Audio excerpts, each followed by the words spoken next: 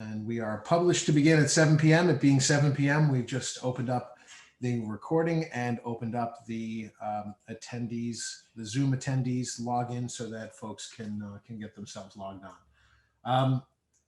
I believe we are just about in it deep enough that I will start to get things started. And ladies and gentlemen, welcome and good evening. Welcome to the Newburyport Zoning Board of Appeals for the hearing of April 27th, 2021. My name is Rob Ciampetti. I'm the chairman of the ZBA, and with me this evening, in addition to the members of the board, whom I will represent in a moment, whom I will introduce in a moment, are Caitlin Sullivan, our city planner, Mr. Andy Port, our planning director, and Ms. Gretchen Joy, who is our keeper of the minutes. In addition to that, we have a full board in attendance this evening, and I will go through our roll call, which is following our meeting agenda. The first order of business is our roll call. We will establish a quorum. I'll then walk through quickly the format and flow of the Zoning Board of Appeals hearing, how we will conduct the business this evening and move through our agenda. So beginning with establishing our quorum and the call of the roll, if I can ask the members of the Zoning Board of Appeals in attendance to please respond by saying either here or I as I call your name. Mr. Mark Moore. Here. Mr. Stephen Delisle. Here. Mr. Ken Swanton. Here. Mr. Bud Shannon. Here. And Mr. Gregory Bennett. Here. And I'm Rob Ciampetti. I am also here. That is 6 members of the ZBA in attendance. Our voting members this evening, unless there is a recusal, the 5 voting members this evening for each of our hearings going forward, which is 65 Curzon Mill, which is merely a continuance request, 490 Merrimack Street, 60 Liberty Street, 32 Turkey Hill Road, and 25 Chestnut Street, will be Mr. Mark Moore, Stephen Delisle, Mr. Swanton, Mr. Shannon, and myself. And having established a quorum of voting members of the board, we can move forward with our hearing business for this evening. So as I've just gone through the call of the roll, I'll introduce the board. Again, Mr. Mark Moore is our vice chair, Mr. Stephen Delisle, our secretary, Mr. Ken Swanton, member, Mr. Walter Bud Shannon, member, and our associate member, Mr. Gregory Bennett. And again, my name is Rob Ciampetti, chairman. If for those of you that may not have attended a Zoom version of the Zoning Board of Appeals public hearing, like most of the city of Newburyport and cities throughout the Commonwealth conducting hearings and public business during COVID, we will run this meeting via Zoom and we will basically run it through by adhering to the Robert's Rules of Order. So essentially what we'll do first is we will go through each of the applications that are on our agenda in the sequence that you see them. And if you wish, you can go to the City of Newburyport's website, and the ZBA page will give you a hyperlink to the PDF, which is our agenda, as well as all the supporting materials so that you can follow along. But Mr. Andy Port, our planning director, will be putting up on the Zoom screen everything that we're talking about. And as each presenter presents material in their application presentation phase, Mr. Port will put up those relative slides so that everyone in attendance can follow along and see what is being referred to and what's being referenced by either members of the board or by the applicant or the applicant's representative. So the way the flow of the hearing works is I will begin by announcing by name and address each hearing as we begin. I will read the applicant's name as well as the address, and then quickly the docket number itself, and then the request being sought, the relief being sought, whether it's a variance, a dimensional variance, a special permit or a special permit for non-conformities, etc., and a quick description of exactly what the applicant is seeking just by describing it. This will follow the public legal notice that was published, as well as what the agenda has detailed as in more descriptive language, so that any member of the audience can follow along and know what application we're talking about and exactly what the applicant is seeking the board's review and seeking in the form of relief from the Zoning Board of Appeals. After we read the public notice and read the description of the application, I will then open the floor up to the applicant or the applicant's representative to present the application. That's when you will hear the applicant either themselves or their representative, whether it be the architect, engineer, attorney, anyone or everyone in between, will speak and present to the board the application. After the conclusion of that, we'll close that portion of the public hearing and we will go to comments from the public. This is when we open it up to public comment, and Mr. Port will put a slide up that just briefly describes what many of you may have seen in the past. And if you haven't, it simply lays out the rules of the road that we ask everyone's courtesy and abiding by. We ask that members of the public please give your full name and address so that Ms. Gretchen Joy, our keeper of the minutes, can record your name. And then don't feel obligated to say whether you're speaking in support of or in opposition to the application. If you do wish to do that, feel free. But if you're not sure, don't feel obligated to pick a lane. Just simply give us your name and your address and let us know what you're thinking. We ask that you keep your comments to about 2 minutes, just as a courtesy and in the interest of time and pace. We ask that everyone kind of keep those comments to about 2 minutes. If anyone's running long, we try to extend courtesy, but I may chime in and just ask folks as respectfully as I can to kindly wrap things up so that we can hear from anyone who wishes to speak. At the conclusion of the public comment section, we will then close that portion of the hearing. And I'll just note, for those that haven't done this before, when you wish to speak, at the bottom of your Zoom screen, you'll see a yellow icon of a hand and it says raise hand. Just simply click that and we will then note that you wish to be recognized. I will then recognize you by name and I can see either your name or your telephone number if you're logging in by phone, and I'll ask Mr. Port to open your mic and you will have the floor. So feel free to do that, and that's how you will be recognized. As we finish that, we'll close that portion of the public hearing. We then go to a section called questions from the board. This is when members of the ZBA will ask questions. Oftentimes they will, having heard comments from the public, they will adopt those comments in the form of a question. And they may ask a question of the applicant. They may pose a question of the applicant's representative, etc. And that's sort of how questions from the public is manifest in the form of the hearing itself.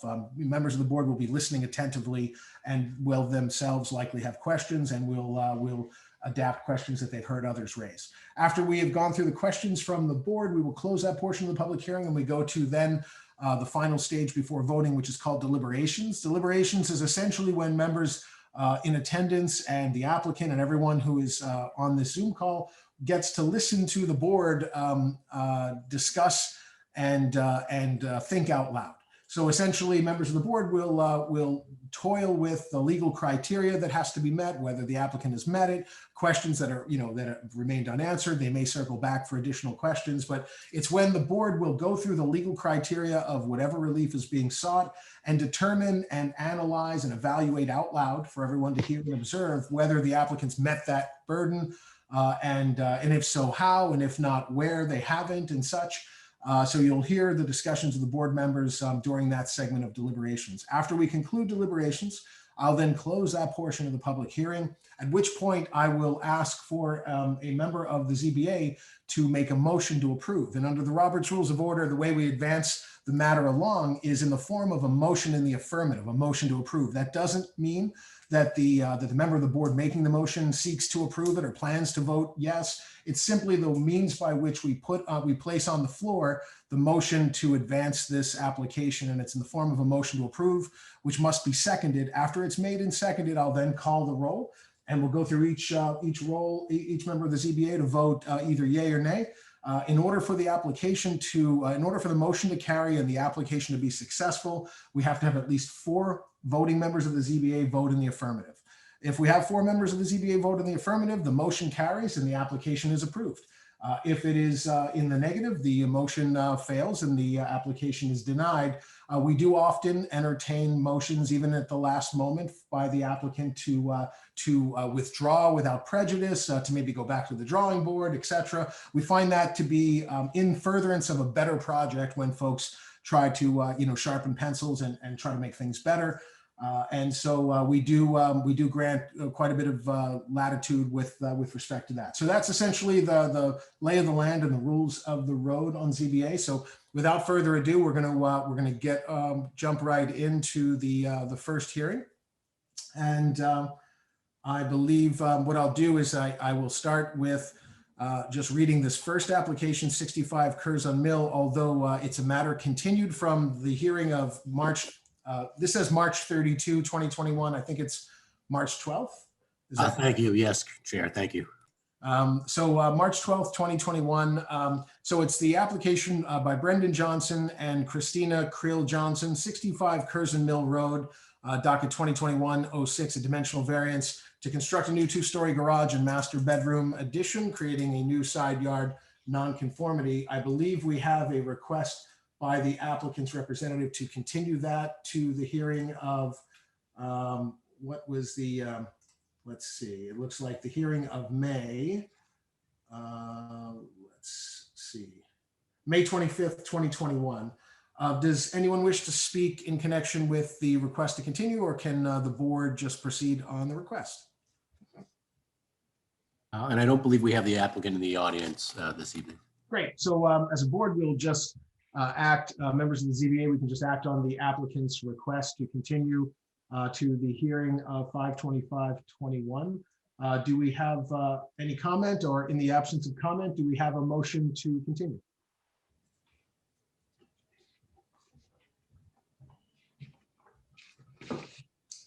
This is Mr. Delisle. I'll make a motion to continue the variance application for Curzon Mill Road, for 65 Curzon Mill Road, application number 2021-06 to the meeting of May 25th, 2021. Seconded, Ken Swanton. Very good. Thank you, Mr. Delisle. Motion's made by Mr. Delisle, seconded by Mr. Swanton. Calling the roll, Mr. Moore. Mr. Chairman, I would be recused from the actual application, so I don't know if I should vote on this. Very good. That's fine. With Mr. Moore's recusal, Mr. Bennett will vote on the motion and step up to our fifth voting member. Calling the roll, Mr. Delisle. Yes. Mr. Swanton. Yes. Mr. Shannon. Yes. Mr. Bennett. Yes. Rob Champetti, I vote yes, 5 in the affirmative. The ayes have it. The motion carries. The matter of 65 Curzon Mill Road is continued to the hearing of 5/25/21. Thank you very much. All right, so moving to the next application, the next full application that's before us. It's the matter of Tag Development LLC, care of Lisa Mead, Tallerman and Costa LLC. The application is 490 Merrimack Street, docket 2021-16, a special permit for non-conformities. The applicant seeks all necessary permits to renovate the existing residential structure into a garage and construct a new single-family home attached to the garage. And I believe we have, if I'm not mistaken, we have Attorney Mead speaking on behalf of the applicant, or Attorney Costa. Sorry about that. Attorney Costa speaking on behalf of the applicant. Attorney Costa, you have the floor. Thank you, Mr. Chairman and members of the board. Adam Costa, not Lisa Mead, but with Mead, Tallerman and Costa on behalf of the applicant, Tag Development, and the owner of the property, the 490 Real Estate Trust, and Courtney Metcalf, the trustee of that trust. So thank you, members, for the opportunity to present this application tonight. It is an application for a special permit for nonconformities. I've got a brief, relatively brief slideshow for you to give you an overview of the proposal. With me tonight as well, virtually, is Scott Brown, the architect for the project. And what I hope to do, and try to do it as efficiently as possible, is I'll work through the first few slides of the presentation just to provide a general overview of the proposal and the request for the special permit. I'll give a very general overview of the site plan, but then I'm going to turn it over to Mr. Brown to complete the presentation of that site plan, and obviously to walk you through a series of architectural plans that will give you a better sense and a depiction of the project and the proposal. And then I'll just wrap it up at the end with a few photographs of the existing conditions and walking the board through the special permit criteria that you are obviously quite familiar with. So Mr. Port, if you could move, appreciate it, to the next slide. So the existing conditions at the 490 Merrimack Street property, this is a property located in the R1 zoning district. It has an existing structure, a relatively small structure on the site now that was built in or around 1890. As you might have noticed if you had an opportunity to review the paperwork and the narrative that we submitted with the application, the owners had gone before the Historical Commission back in November of last year and actually received a release for the demolition of the property. It was determined to be historically significant, but not preferably preserved because of its poor condition. My understanding is that through discussions that ensued, it was decided by the applicant to preserve the existing structure or a substantial portion of the existing structure because it provides for a consistent streetscape, but to convert the portion of the existing structure to a garage and then to build essentially an addition onto it that would be the new single family home on the property. And again, in a moment, you'll see the site and architectural plans that depict the proposal. So there are a series of nonconformities, as there are with several of the properties in the neighborhood. With this property at 490 Merrimack, it requires 20,000 square feet for the R1 zoning district, and the lot only has 11,100 square feet, so it's an undersized lot. With respect to frontage, this lot actually is quite close to the frontage requirement. It has 122.6 feet, and the district requires 125 feet, so it's about 2.5, just shy of 2.5 feet short of the requirement for the district, but nonetheless still non-conforming as to frontage. With respect to the existing structure, it requires a front yard setback of 30 feet, but the existing structure is set back only 10.9 feet. Again, the idea was to retain the existing structure and convert it to a garage, as you'll see in the depictions that'll follow, to maintain the consistent streetscape, even though that non-conforming front yard setback exists. And then with respect to the side yard setback, it requires a setback of 20 feet, whereas on one side, specifically the west side of the existing structure, the setback is about 4.5 or 5 feet short of that requirement. It's only 15.1 feet in that location. So the proposed application that's before you tonight, as I alluded to, is to reconstruct the existing structure into a garage and then to connect it to a new single family home that would be built at the rear of the existing structure. The new single family home portion is entirely within the existing dimensional requirements. And I'm actually going to strike the latter part of the second bullet here where it says apart from a 19.9 foot west side setback, because that was a bit odd to me as I prepared the presentation and reviewed the plans in preparation for tonight. And what occurred after the presentation was prepared is I had a further discussion with Scott Brown, who can expand upon what I'm going to say. But I think that was just a bit of an oversight on our part as we placed that structure within the building envelope. Why would we place it 19.9 feet from that west side boundary when we could move it literally 1.5 inches? We have enough space on the other side to meet the required side yard setback. We can move it 1.5 inches and be within the 20-foot requirement. So we can do that, and we'll show that to you when we get to the site plan. So that the new portion of the structure, the new single family home, will be compliant with the side yard setbacks with all existing dimensional requirements. The portion of the structure, the existing structure that's being reconstructed and converted into an attached garage, will actually improve somewhat upon the existing west side setback. It's currently at 15.1 feet, and it'll be improved by increasing that setback to about 16 feet. But because of the shape of the garage as it presently exists, and again, as you'll see in a moment, because of the manner in which we're extending it, we are extending the length of that setback encroachment, which requires the special permit. And then, of course, any increase over 500 square feet to a non-conforming structure isn't in and of itself a separate trigger for the special permit requirement under the city's ordinance. And so that necessitates the relief that we're seeking now as well. So this is the site plan that I had referenced, prepared by Scott Brown. I'm going to give a very brief overview and then yield the floor to him because he can describe his work product much better than I can. But you can see here sort of the lower left-hand side of your screen where it says existing to remain.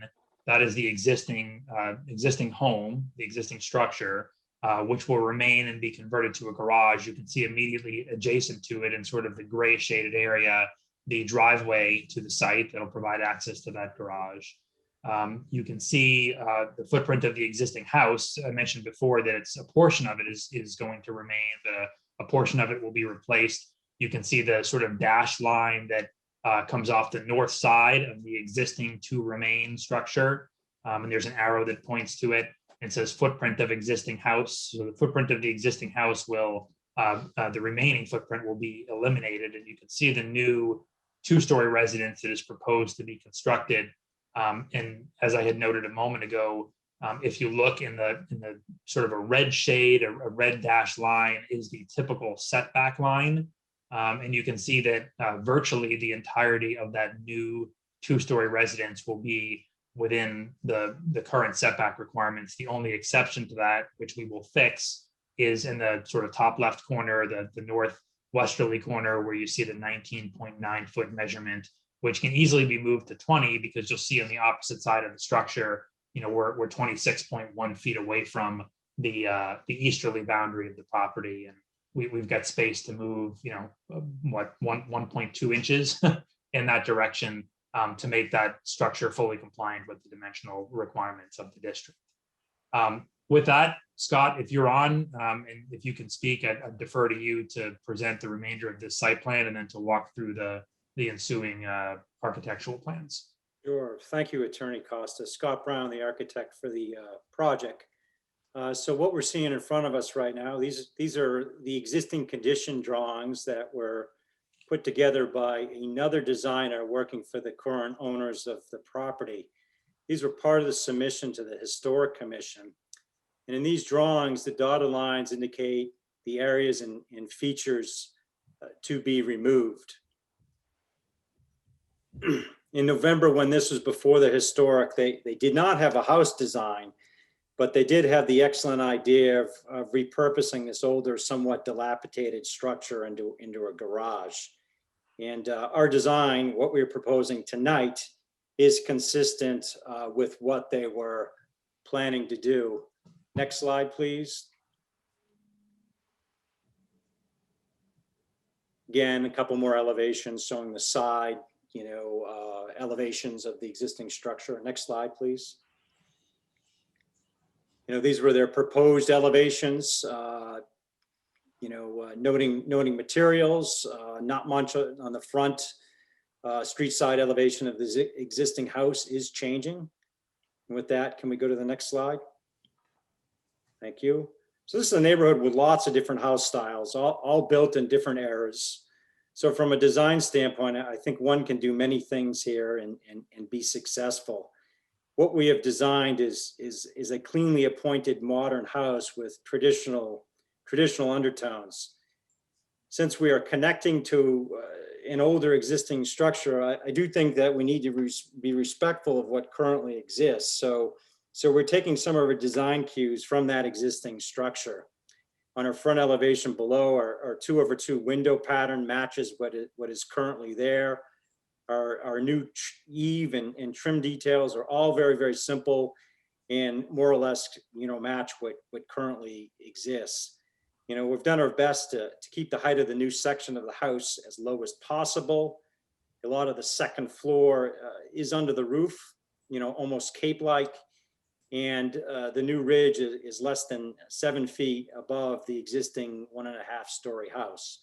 So on this sheet, the bottom elevation, this is the proposed front elevation as seen from the street.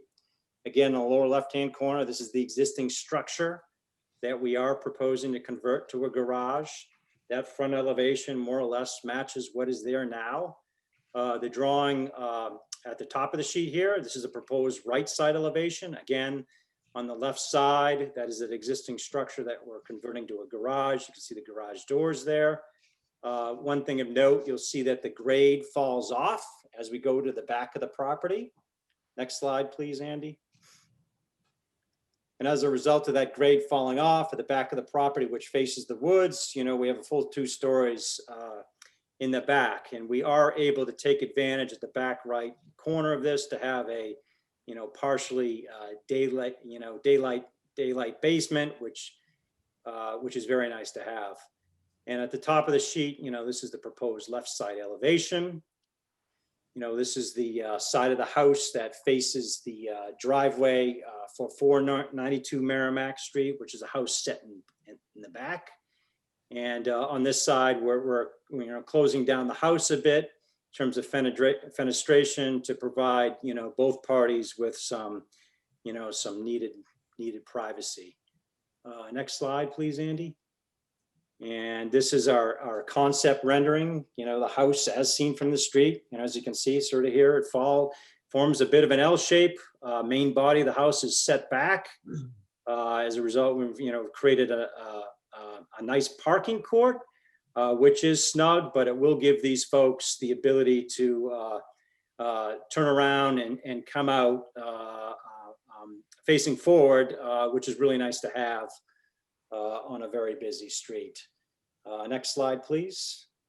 And these are the existing photos.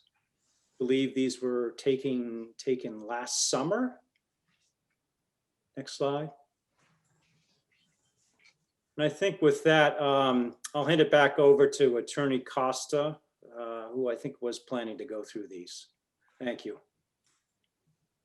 So thank you, Mr. Brown. So we've got here just a series, and Mr. Port can work his way through them, but the next several slides are just photographs from different angles of the existing structure. Again, it's also my understanding that these were taken sometime in the summer or fall. So they're a number of months old, but they give you just a little bit of a sense as to the dilapidated condition, to use a word that Scott did, of the existing structure. And obviously you've got some overgrown vegetation and whatnot. So this will be a significant improvement to the aesthetic of a site that is very visible. I know I drive by it, coming to and from my office all the time. So that's the current condition. So the final slide in the presentation is just, as we often do, a recitation of the criteria for a special permit for nonconformities for a single or two family residential structure in your zoning ordinance. So it's a two-part test. First part is that there will be no addition of a new nonconformity. That's an easy one to address because we're not proposing the addition of any new nonconformity. The nonconformity that exists is with respect to the existing structure that we are retaining in part, and the new addition that's being constructed at the rear of the site is within within all the setback requirements of the ordinance as we showed you, or will be once we adjust that 19.9 foot setback from the westerly side yard. So the second part of the test is that the proposed change will not be substantially more detrimental to the neighborhood than the pre-existing non-conforming structure, and that's iterative of the statute, Chapter 48, Section 6. So in this case, we believe, number one, that maintaining the streetscape is a positive thing through reuse of the existing home and its conversion to a garage. We believe, as again Scott alluded to, that the proposal is consistent with and fits with the existing neighborhood, which contains a whole variety of different structures. There's two-family homes across the street. There's a Cape-style house. There's a two-story house. There's a ranch-style home. So it's not as if this is a neighborhood where there's a single type of style of home that prevails, and we're building something different. It's a home that is already includes a variety of different styles of structures. And then again, as I just mentioned, the new single family home is within the dimensional requirements, and we will rectify that 1.2 inch differentiation on the side yard setback. So the only thing I want to comment on, just in concluding, and before I turn it back over to you, Mr. Chairman, is I did have an opportunity to review the staff report prepared by Ms. Sullivan, and I see that it summarized much of what I've already said in terms of the merits, or the substance, I should say, of the proposal. It also notes, importantly, that the Office of Planning and Development has no objection to the proposed project.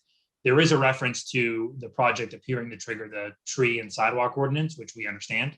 And Ms. Sullivan references an email response from Connie Preston, the chair of the Tree Commission, responding that the sidewalk at the property is a brand new asphalt sidewalk due to the Merrimack Street repaving project, and that the site has room for 3 new street trees, and has a recommendation as to what those trees would be. And we have no objection to that recommendation, or to the proposed motion in the staff memorandum that would incorporate that as a condition of approval. And obviously, an additional condition of approval would be for me to follow through consistent with the representation that I've made, that, you know, we will adjust that 1 inch side setback, and we can submit plans to that effect, you know, to the board, you know, prior to application for a building permit or something along those lines. So we can make that adjustment and bring that structure fully into compliance, even though it's only a 1 inch deviation. And with that, I'll turn it back over to you, Mr. Ciampetti. Appreciate the opportunity to present the application. Happy to answer any questions. Thank you, Attorney Costa. Thank you, Mr. Brown, for the presentation. So we will close that portion of the public hearing, the presentation portion, and we will go now to public comment. Andy, if you could go ahead and put up the public comment detailed instructions slide. And with that, we will invite members of the public to kindly just click the bottom of your Zoom screen to raise your hand, and we will do our best to acknowledge everyone who wishes to be heard one at a time. And we'll ask you again, if you wish to be heard on this application, to kindly just give your name, your full name and address, so that our keeper of the minutes can record it. Looking at our roster here of attendees, I do not see any hands raised yet to speak in support, opposition, or simply speak. Going once, going twice. And again, we can certainly circle back if someone is sort of late to the comment. We often grant some flexibility when it's when we're able to. Seeing no comments, I'm going to close that portion of the public hearing and go to questions from the board. And we will begin questions from the board with, let's see, why don't we begin with Mr. Moore? You're voting on this application? I'm good on this one. Yeah, the only one was Great. Curzon Mill. So All right. good to go. So any questions? Starting with Mr. Moore, you have the floor. Thank you. Just a couple of questions, or maybe just one question. It was mentioned that, you know, in the summary of the staff report about the new asphalt sidewalk that was installed with the street project. I believe the asphalt sidewalk was kind of the default thing if there was no interest in the owner for upgrading to concrete. And I noticed a part of that sidewalk was concrete. I think probably around it looked like around a manhole cover, some kind of municipal service. And I wonder, with the total upgrade of the property, I mean, it looks fantastic. If there's any consideration to upgrade the sidewalk from asphalt to concrete.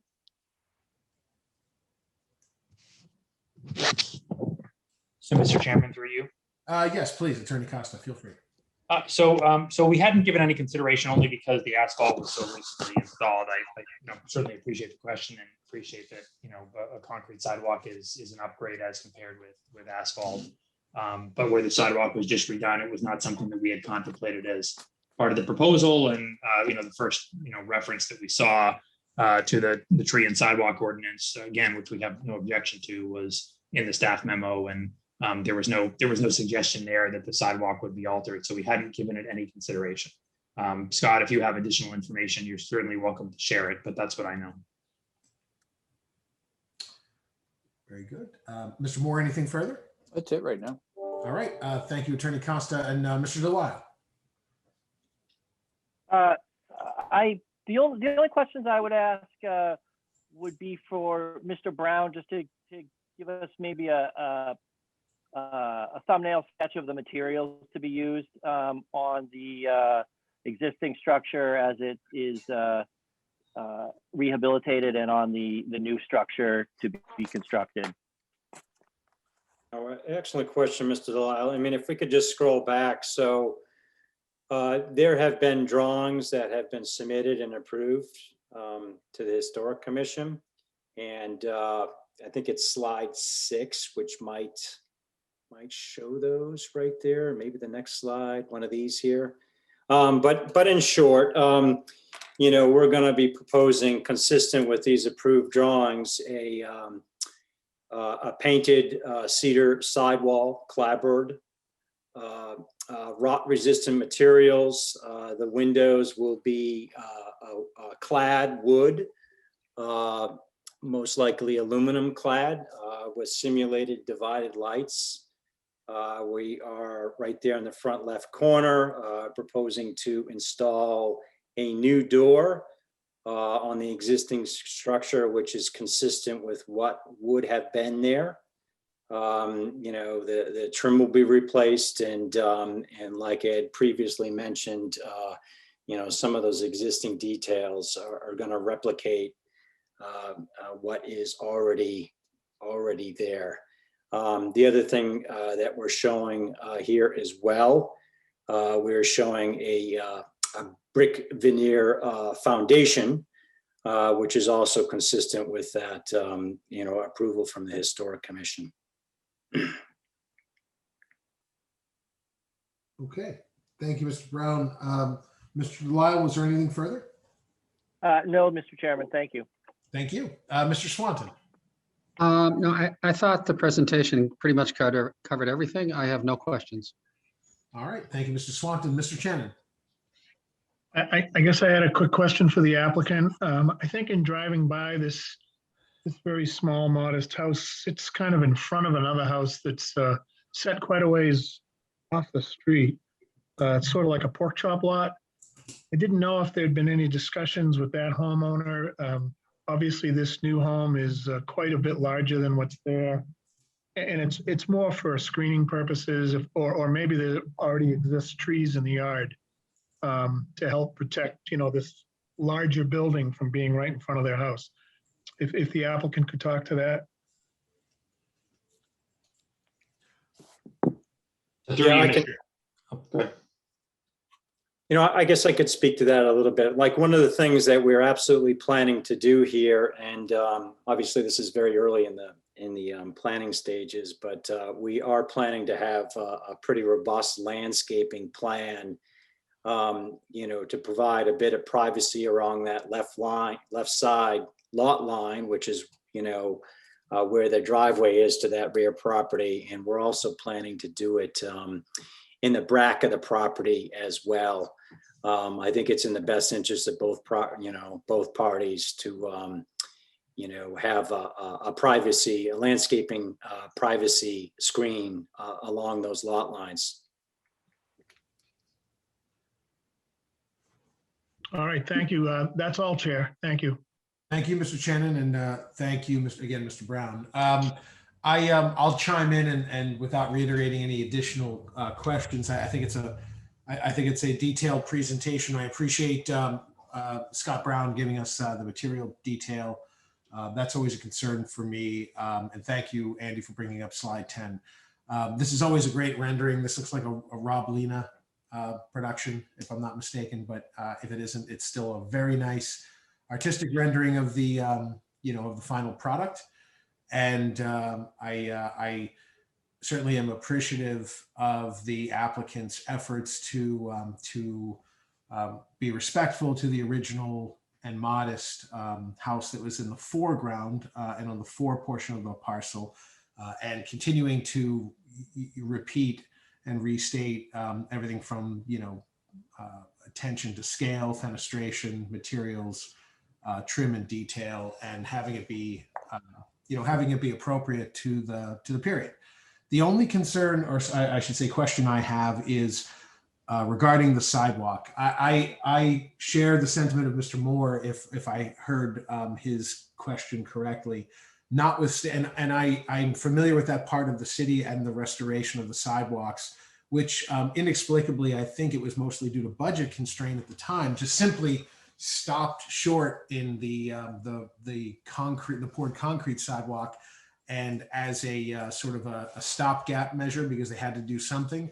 At least that's what the city councilors with whom I'd spoken had shared with me. They simply they had to put down asphalt, and so they followed the nape of the earth in many instances versus re-leveling it. I for one just feel that in the spirit of our tree and sidewalk ordinance, that it's appropriate, given the scale of this rehab and adaptive reuse and reconstruction, that we use this opportunity to right the ship on with respect to that short. I know it's quite a frontage, but I think it's appropriate that it be poured concrete versus what's there. And the reason I say that is that I observe ever more and more especially as the weather warms, folks, members of our community, using all of the sidewalks and making their way down to Mosley Wood, to Mosley Woods and elsewhere.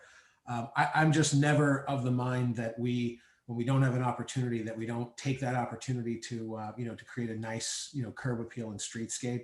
So I guess my question, and this is a long-winded version of it, is to what extent, Scott, or, Attorney Costa or Mr. Brown, to what extent is the applicant willing to revisit a request of this board to consider upgrading that sidewalk from the blacktop macadam to something a little bit more stable and, and square and tight in the form of concrete? So, Mr. Chairman, I can respond to that. This is Adam Costa. So I do miss the good old days when I could nudge my client next to me and try to get an answer, but at least we can use texting and such to try and communicate while these hearings are underway. So I've just communicated with my client, and my client has no objection to replacing the asphalt sidewalk along the length of the property with a poured concrete sidewalk. And in fact, has indicated that they anticipated likely doing that anyway for a more consistent look, similar to what you're currently seeing on your screen. Well, I appreciate that, and please, on our behalf, or at least my behalf, extend our gratitude to that consideration point to your client. The second part of my question is related to that. As we see the transition from the macadam and the street grade to the apron, which is now presumably going to be poured concrete, to the sidewalk right of way, also poured concrete and seamed in the ordinary, method. What will be the parking field cover? What's your anticipated material choice there? Do you know the answer to that, Scott? It looks like concrete in the rendering, but it definitely doesn't look like blacktop, at least in the coloring, unless it's just a placeholder coloring. I just figured I'd ask. Yeah, quite honestly, Mr. Chairman, we didn't really give much consideration as to what the surface of that parking court would be. But in an ideal world, budget permitting, that would look really nice in some pavers, but that would be certainly something that we'd have to, sort of discuss with our client down the road. Okay, so my concern only is, in my tenure on the board, we often are reticent to place, an emphasis in our design to emphasis on the vehicle. We don't, at least in Newburyport, often favor designs that put garages up front, and sort of what we see in other communities. With the greatest of respect to those design choices. In Newburyport, and it seems at least in my experience, we try to place the architecture in the foreground and the appurtenance necessary to accommodate vehicles somehow as a subtext. We try not to create we don't highlight those sections when we can avoid it. Here, the applicant's asking us to approve the setback of the house off of the natural, we'll call it the organic setback of at least the existing structure, and create that L shape. My only concern, Scott, is that, this rendering creates a wonderful visual image. And I think it lends partially to the coloring of the parking field. It may well look like a parking lot, right? If it's all black. And so that's my concern, it's practice in execution versus practice in design. And I just want to make sure, because I've seen it happen before inadvertently, that it comes out looking different and feeling different, and the aesthetic is somehow compromised because so much attention is paid to the parking and the cars. And so I ask about it because we do this if it's in the south end, we do it if it's in the north end, we do it downtown Water Street, West End and such. So I don't want to give any less attention to it because we're down on Merrimack Street.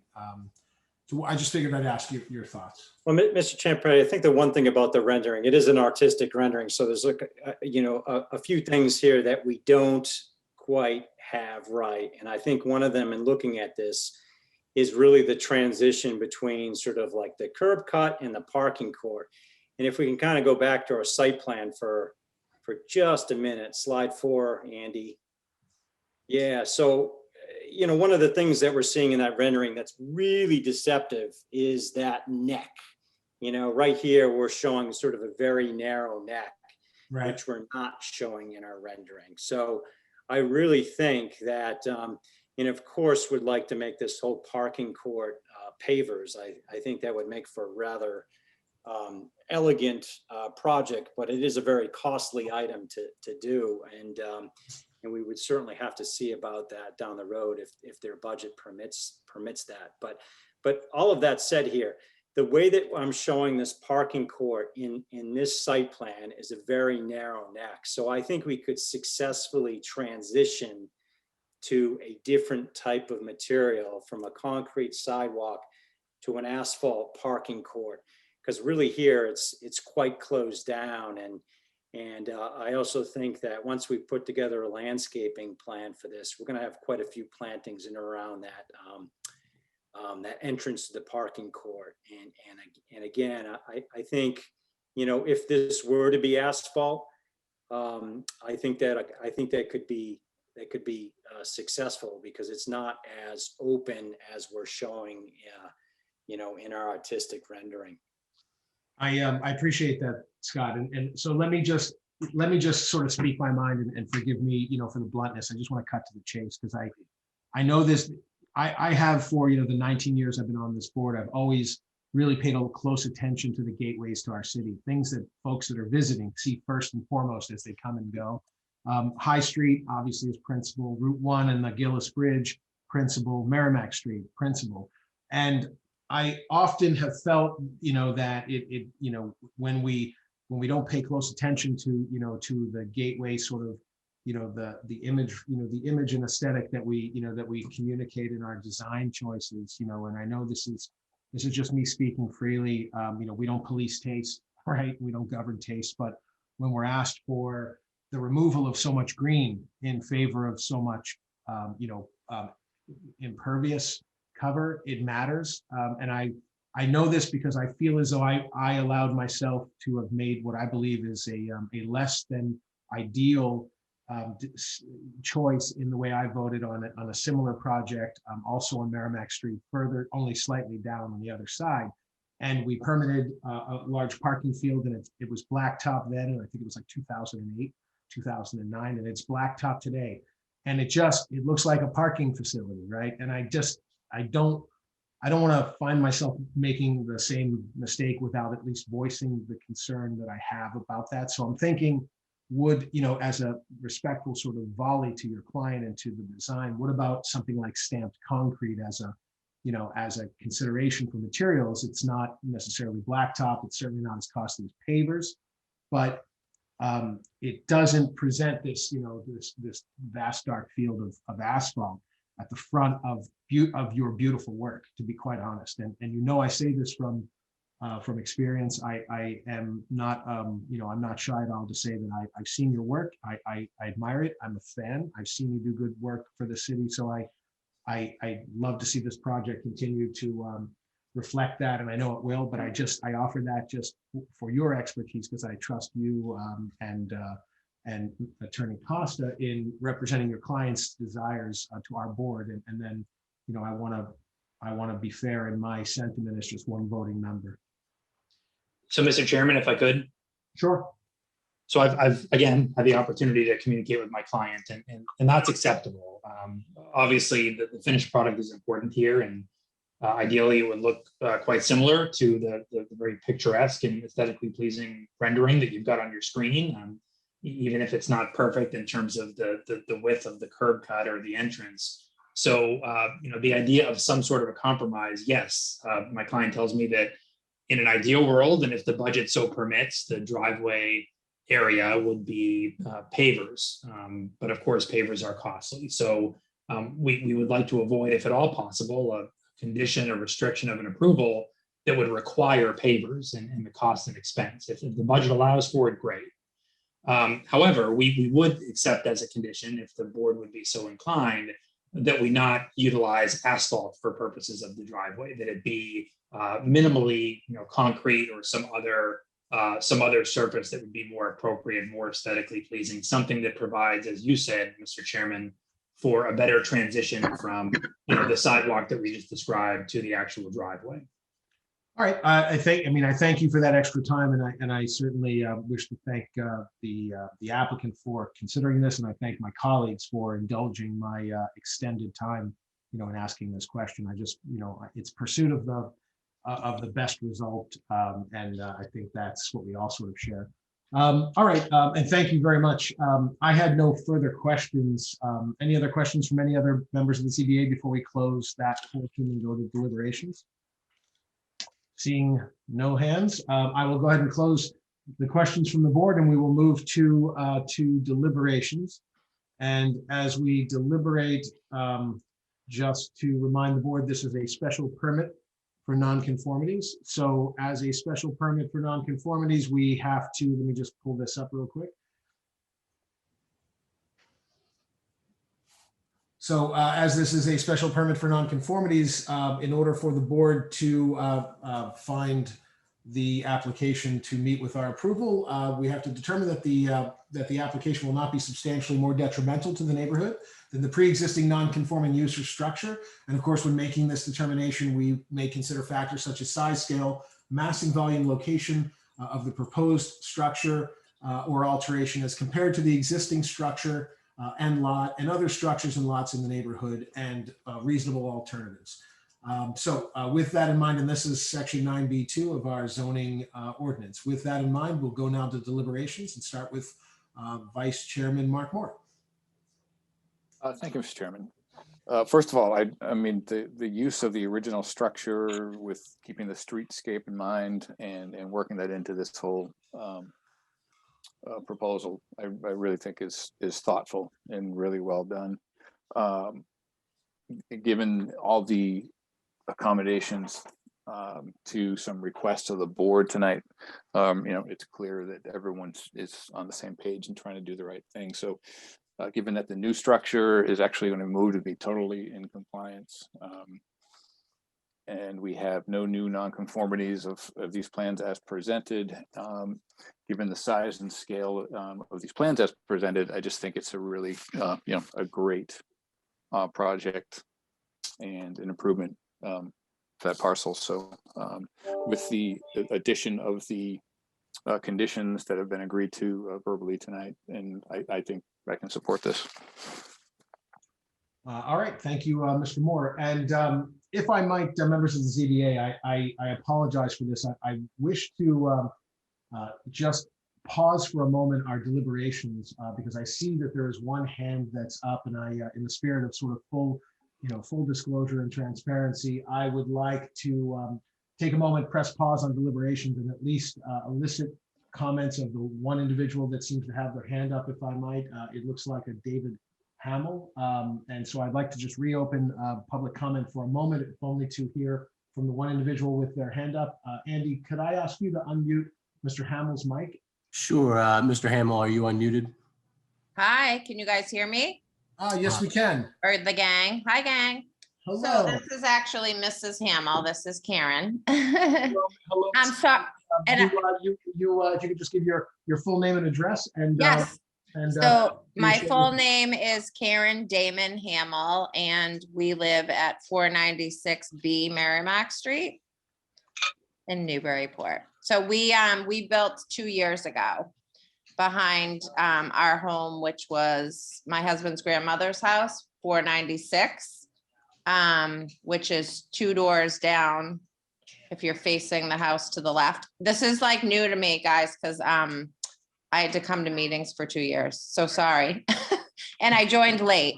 So No worries. yeah, so that's perfect. Awesome. So who am I speaking to? Well, this is Chairman Rob Ciampetti, and you are speaking to all of us. And Oh, hi. Hi, everybody. Okay. Everyone who's listening, and the applicant and their attorney and architect are also on as well. So feel free to just let us know your thoughts. And as I described at the outset, we do ask the courtesy of everyone who speaks to kindly try to limit your remarks to about 2 minutes, and you feel free to speak your mind. Yeah, okay, great. Well, first of all, I heard Scott Brown in there, and he was our architect, and he obviously, it's a beautiful home, and Scott designed our home, which we love very much. So you guys kind of see where we are. So I'm just speaking up and wanted to join in. I had a couple questions and I'm sorry to join so late and thank you for taking my call. So how big is the house?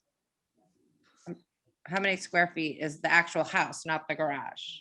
Okay, and Ms. Hamel, through me, Attorney Costa or Mr. Brown, do you wish to take that question? Yeah, certainly I can answer it. This is between 2,900 square feet. That is first and second floor space only. Okay, and then I know, I mean, because obviously we knew the woman that lived in the home who lived to be 90 years old. Like, so for us, it's our neighborhood, even though it's Merrimack Street. This is our neighborhood and our community. And so the existing structure that you're making a 2-car garage, that's going to remain the size of the home. Is that correct? Attorney Costa or Mr. Brown, feel free to answer that question if you could. I can answer that. We had presented the plans earlier. So it's the front and the left and right side of the garage of the existing building, as you see it in these photographs, will remain more or less in the location shown. But there is a portion of the rear of the existing structure that will be replaced. If Mr. Port goes to slide 4, I think it is the site plan. Okay, thanks for going back. Yeah, if you go back to slide 4, so it's a little difficult to see, but behind where it says existing to remain, you'll see a dashed line in gray with a curved arrow pointing to it that says footprint of existing house. Got it. Yep. So you'll see there's a portion of the footprint that's being removed. Okay. So obviously it's a beautiful home. I'm just want to comment as a neighbor and as a born and raised in this community 48 years and have a local business here. So I just want to comment that I feel that it's a beautiful home.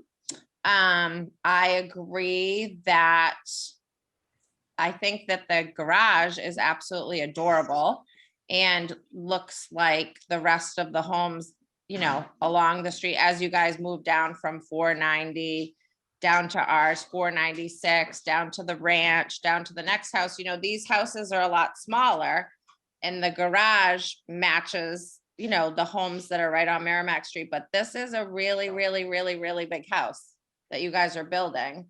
And you're not building it to live in it, I don't believe. And, you know, whoever buys it, great. I hope our kids grow up together and be a great neighbor. And, you know, I heard that you mentioned the house that is behind where there's kind of that driveway. So the woman that the family that lived there, she has passed away and her children live there. And they were completely opposed to us even putting in a 2-car garage. And you guys are taking the existing, you know, kind of size of the actual home and making it a 2-car garage. So I understand. I mean, I had to attend these meetings for a really long time with my lawyer. I just feel like as somebody that was born and raised in the community and grew up on Fruit Street, I feel like that this is a really, really big house that you guys are putting like right on the street, pretty much. So, you know, I want to be a good neighbor and, but I really feel like I needed to let you guys know that. I think that this is, you know, I think it would look adorable if you cut the house in half. So, yeah, I wanted to make sure that I could join in and speak. And, you know, I know you guys are doing this 24/7. I'm glad I'm not doing it 24/7 anymore and that our home is built. You know, we were allowed to build a 1,700 square foot house with a 1-car garage. So, you know, it's pretty crazy. Beautiful. Scott does beautiful work, but I wanted to definitely just speak up on behalf of the Fairweathers couldn't attend and they're on the Legacy property. And then our neighbors in the back, the Rains, were going to try to attend as well. So anyway, I'm glad you guys let me patch in here after I got my 6-year-old to bed. Very good. Our pleasure, Mrs. Hamel. Was there anything else you wanted to add? This is Chairman Rob Champetti again. Hi, Rob. How are you? I'm very well. I'm very well. Good. Anything else you wish to add? Let's see. So, no, I mean, yeah, if it can all be noted, I mean, and after this meeting, when you guys vote, does this then go to, does this mean it goes to another phase? Does this mean zoning has approved it? And where does this project go after tonight with a Well, yay or nay vote? I can respond to that just procedurally. Basically, the applicants have gone before the Historic Commission and been given advisory counsel on the historic nature of the structure and have been given design advice, which it appears they have adopted and adapted in reusing the garage, the front portion of the home to remain and become a garage. If it is met with approval before the ZBA this evening, they will have their special permit for non-conformities, and once they wait out the 20-day appeal period, they would be entitled to seek a building permit and commence construction, unless there was anything that remained yet to be decided by another board or commission, such as conservation, and I don't believe so, but I don't know that for sure. Attorney Costa, is there anything before Concom?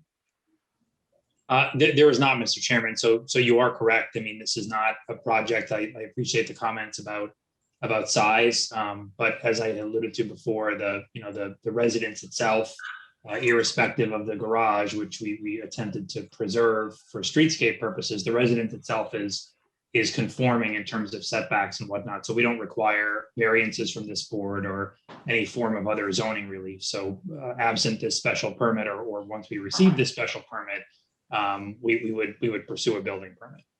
Okay, thank you, Attorney Costa. Ms. Hamel, does that hopefully address most of your question, or is there? Yeah, that's cool. Thanks, Rob. And I know, we've crossed paths too. So basically you guys are building this house and then it's going on the market for sale, correct? It's not being built for you or families or anybody to live in, correct?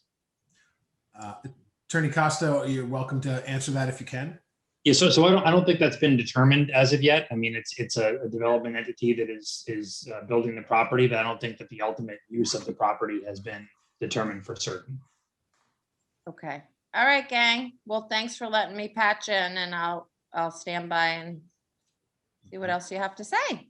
Very good. Thank you. Thank you for your comments, Ms. Hamel. And so I will now reclose the public comment portion of the hearing, and we will go back to our deliberations phase. And we've heard from Mr. Moore in deliberations. So I'll pick up where we left off, and with the board's indulgence, I will go to Mr. Delisle, and we are in deliberations. Thank you, Mr. Chair. I think that following up on the Mr. Moore and Ms. Hamel, I would just sort of echo what Mr. Moore had previously stated, that it looks like, based on what we've heard tonight, that the applicant has met the special permit criteria in section 9B2A, and I think that the applicant, again, to echo Mr. Moore, should be commended for the reinvention of the existing home, or a portion of the existing home, as the garage to keep the streetscape, the integrity of the streetscape. And I think based on that, I can support this project. Very good. Thank you, Mr. Delisle. Mr. Swanton. Yeah, I concur with my colleagues. I appreciate you, Chair, bringing up the issue of creating a large thing that looks like a parking lot up front. The compromise for us to say that it could be either concrete or pavers. Let them decide that later. I believe that is a good improvement to this plan. Not sure how to address the abutters issue that has just come up. As I went up and down the street, there seems to be quite a variety of homes. So I think at this point, I believe I can support this proposal. Very good. Mr. Chairman? Thank you, Chair. I have to agree with my colleagues. Good presentation. Really appreciate the reuse of the small home to become a garage. And I agree with some of the previous statements. Although this house is bigger than the previous house that's on the property, I don't think it's out of place. There are some very large homes in that area. And I think this is modest and to scale. So I can support this. Thank you, Chair. Thank you, Mr. Chairman. And I'll just add my comments, and certainly they dovetail on my my sort of reticence at the outset and concern with respect to the creation of a large parking field of blacktop. And I will say I do also I echo some of the concerns of other neighbors in this area, including the comments that we heard from Ms. Hamill, and I'm sure others from whom we hadn't heard, but perhaps might echo some of the same commentary that that massing and scale are always very, very important, and we don't want to create an albatross and create an outlier in anything that we seek to do as a board.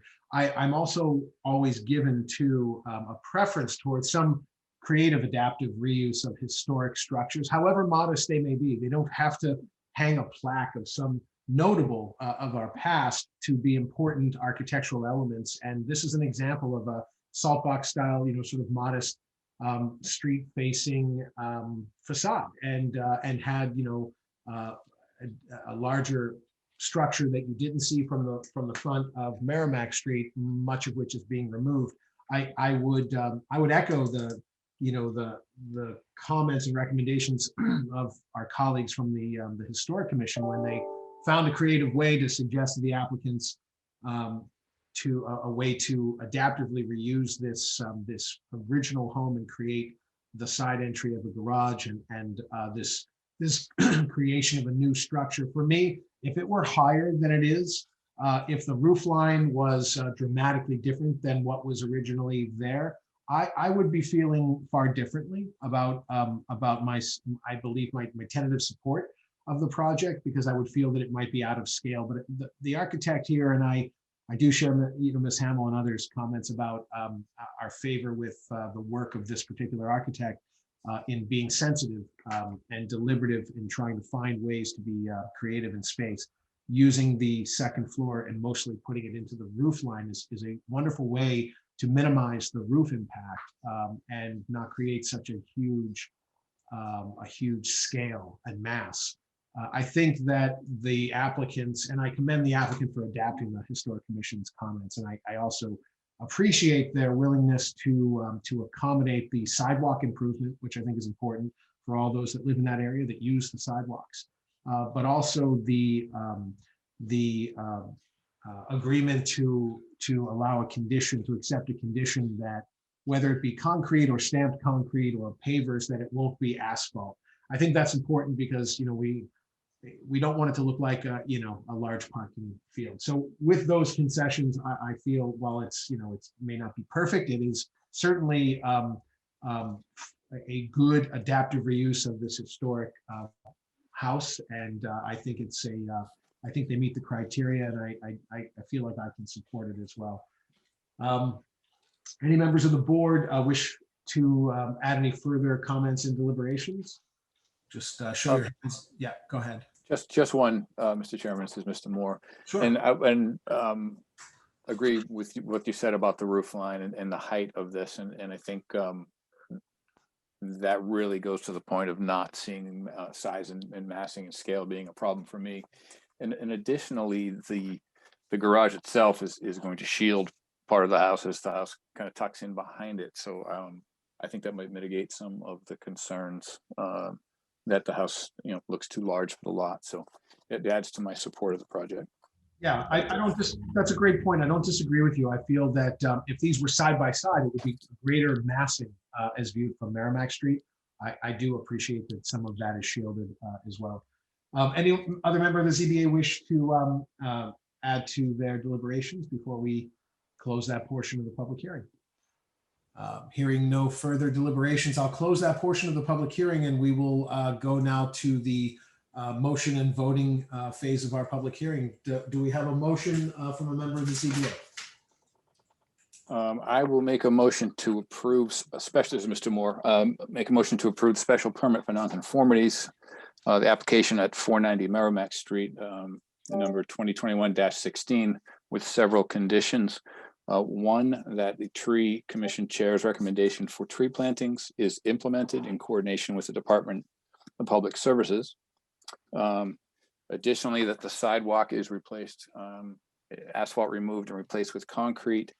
And then thirdly, that the driveway will be either concrete in some form, either stamped or some other concrete variety, pavers, or a useful surface other than asphalt.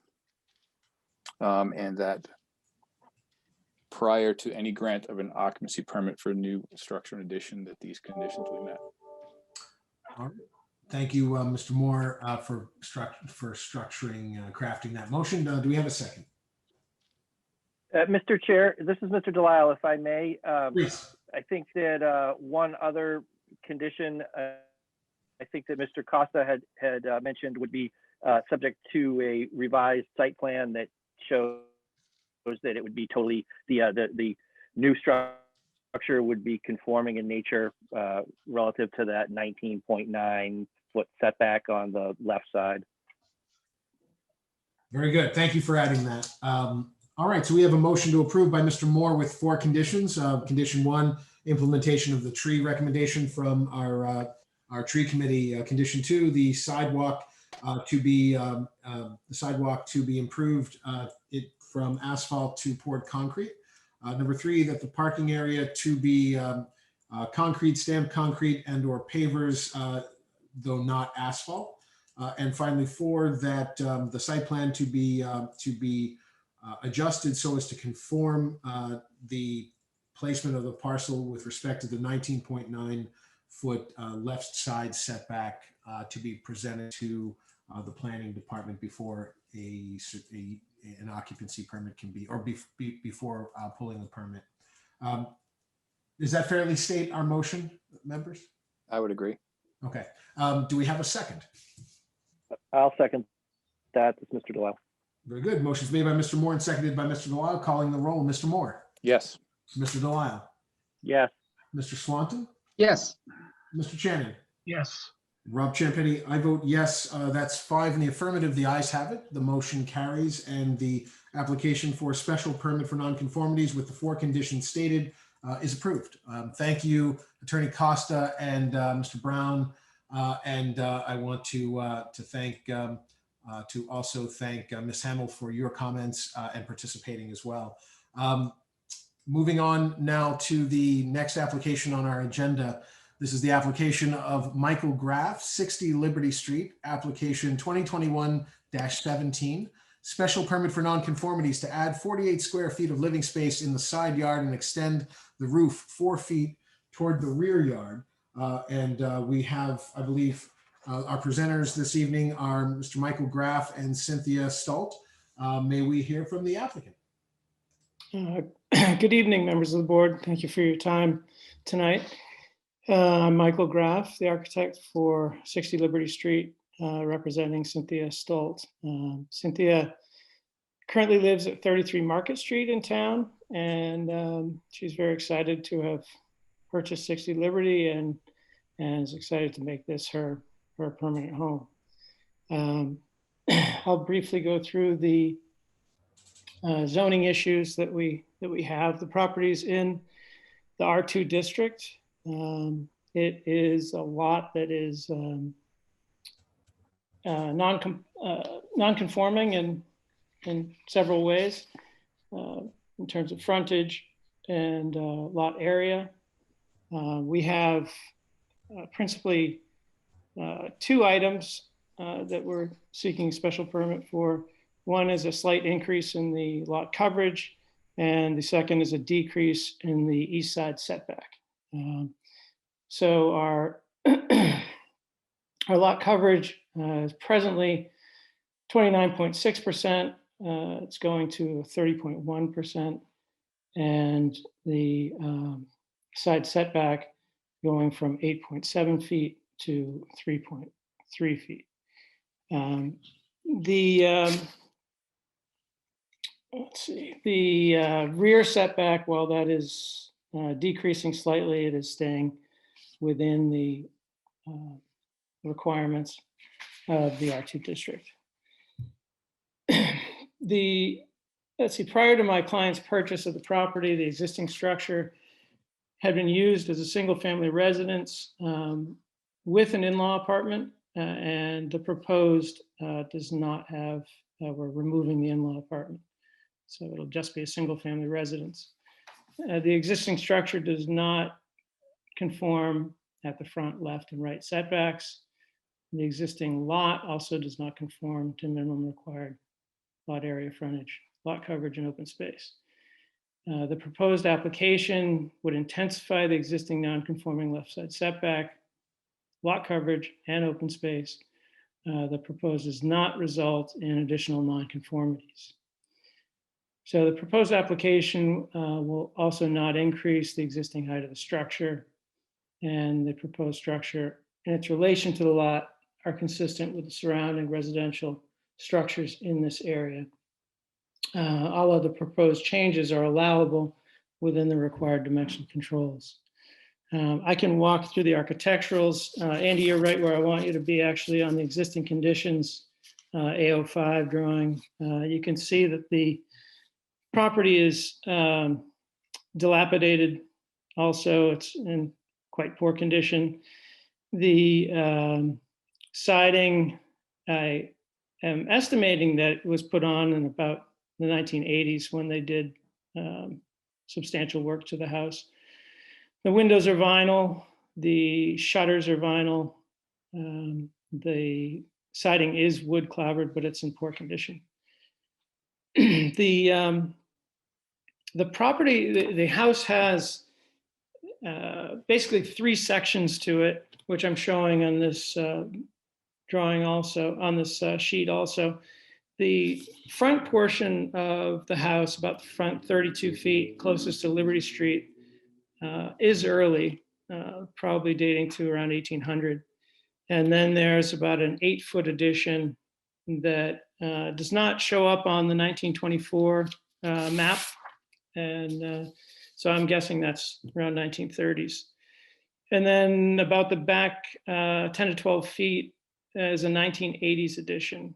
And I think at that time, that's when they basically stripped all of the interior detail in the house. And you have things like the photograph number 7 is a typical interior door, just builder grade of low quality.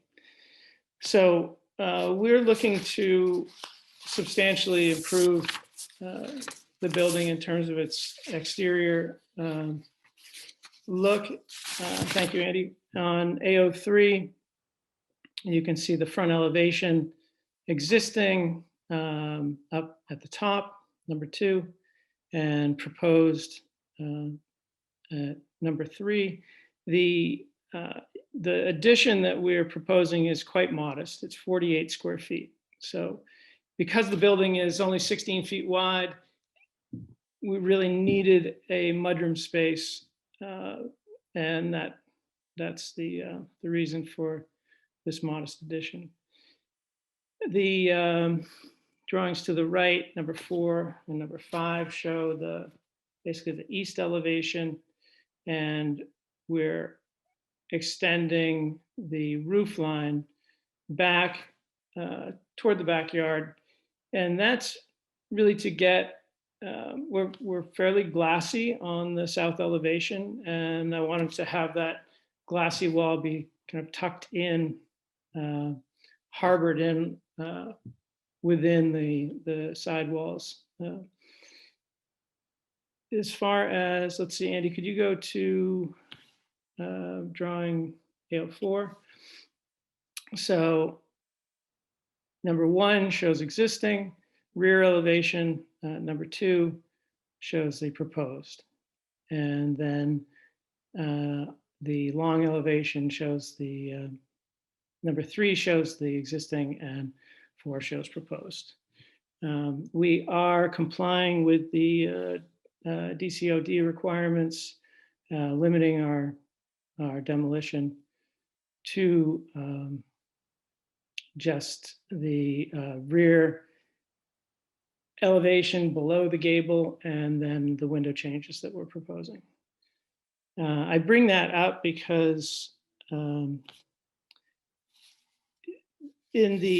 while I think the ordinance is, the spirit of the ordinance is correct, but as you can see from this proposal, a good portion of this building is not historic at all. That ladder, that rear 10 feet was built in the 80s. So let's see. And as far as materials, everything on the exterior siding trim will be wood. I've indicated that drawing we're looking at right now is existing. It's an existing asphalt.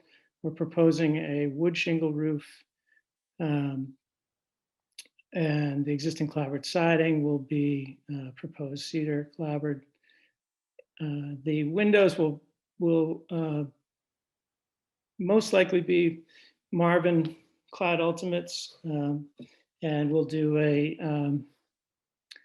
trim detail consistent with the sort of modest historic homes in Newburyport. This is not a fancy home, so it most likely would have flat casing, 1x5 flat casing with possibly a band molding at the perimeter. And the other change of note is the chimney that is on the west side. We're moving to the center to the ridge. So you can see that in drawing AO2. My client, Cynthia, reached out to the neighborhood quite extensively, sent out notes to all of her abutters prior to this application going out.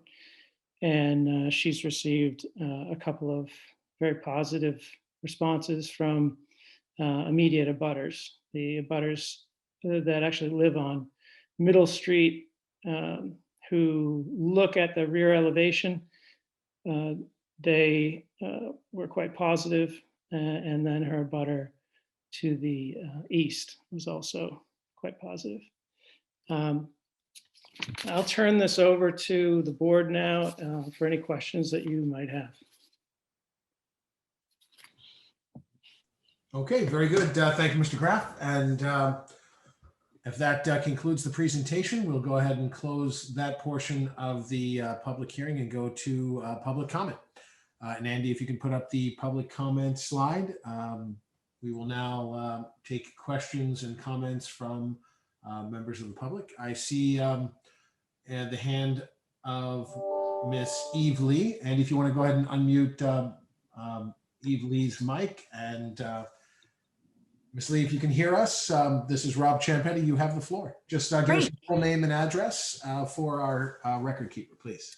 Great. Thank you very much. My name is Eve Lee, and I am the said abutter at 64 Liberty on the east side. And I just wanted to voice my full support for the project. I'm really excited to see this lovely old house being restored. I think the plans look fantastic, and I just think it's going to be a wonderful enhancement to the block. So just wanted to share my thoughts, and 2 thumbs up. Very good. Thank you, Ms. Lee. Any other comments? Any other public comments? And Mr. Graff, I see your hand is up still. Okay, I just saw it go down. I wanted to make sure you didn't wish to be heard again. Any other comments from the public? Mr. Graff, I see your hand up. Do you wish to be heard further? Yes, please. Just one other item. Very good. So the other item is that this does trigger the sidewalk and tree ordinance, and my client is happy to replace the asphalt sidewalk with brick. And the recommendation, I think, was for one tree, but I think that she's happy to do more than one if we can fit it. We don't have a lot of frontage, but the area could certainly use a little bit of green out there. Very good. Thank you, Mr. Graff. Any other comments, public comments? Going once? Up, we have one from, it just says Whitcomb. Andy, if you can unmute that mic, and we will recognize the public comment of Whitcomb. Whitcomb, could you identify yourself and speak to the board? You'll need to unmute on your end as well. I'm not sure if you have a mic connected. I would note for the chair just that the user Whitcomb appears to be using an older version of Zoom, so I'm not sure whether they're maybe having any technical issues. But I no longer see them listed among attendees either, unless you've promoted them to the panel. yeah, that's because they're using an old version of Zoom in order to try to allow them to speak. I've done that, and I'm not sure that they actually have a mic connected based on what I'm seeing. All right. Well, if Mr. or Miss Whitcomb wishes to add comments, if there's a way for you to connect, we certainly would welcome them, even if they come later during this hearing. But in the interest of time for the moment, we're going to at least move along. And if there's a way for you to connect, we certainly will take a pause and hear from you. So seeing no other hands for the moment, I will go ahead and, at least for now, close that portion of the public hearing. Possibly to revisit it if we do get a connection from Mr. and Miss Whitcomb. We now will go to questions from the board, and we'll start with Mr. Moore.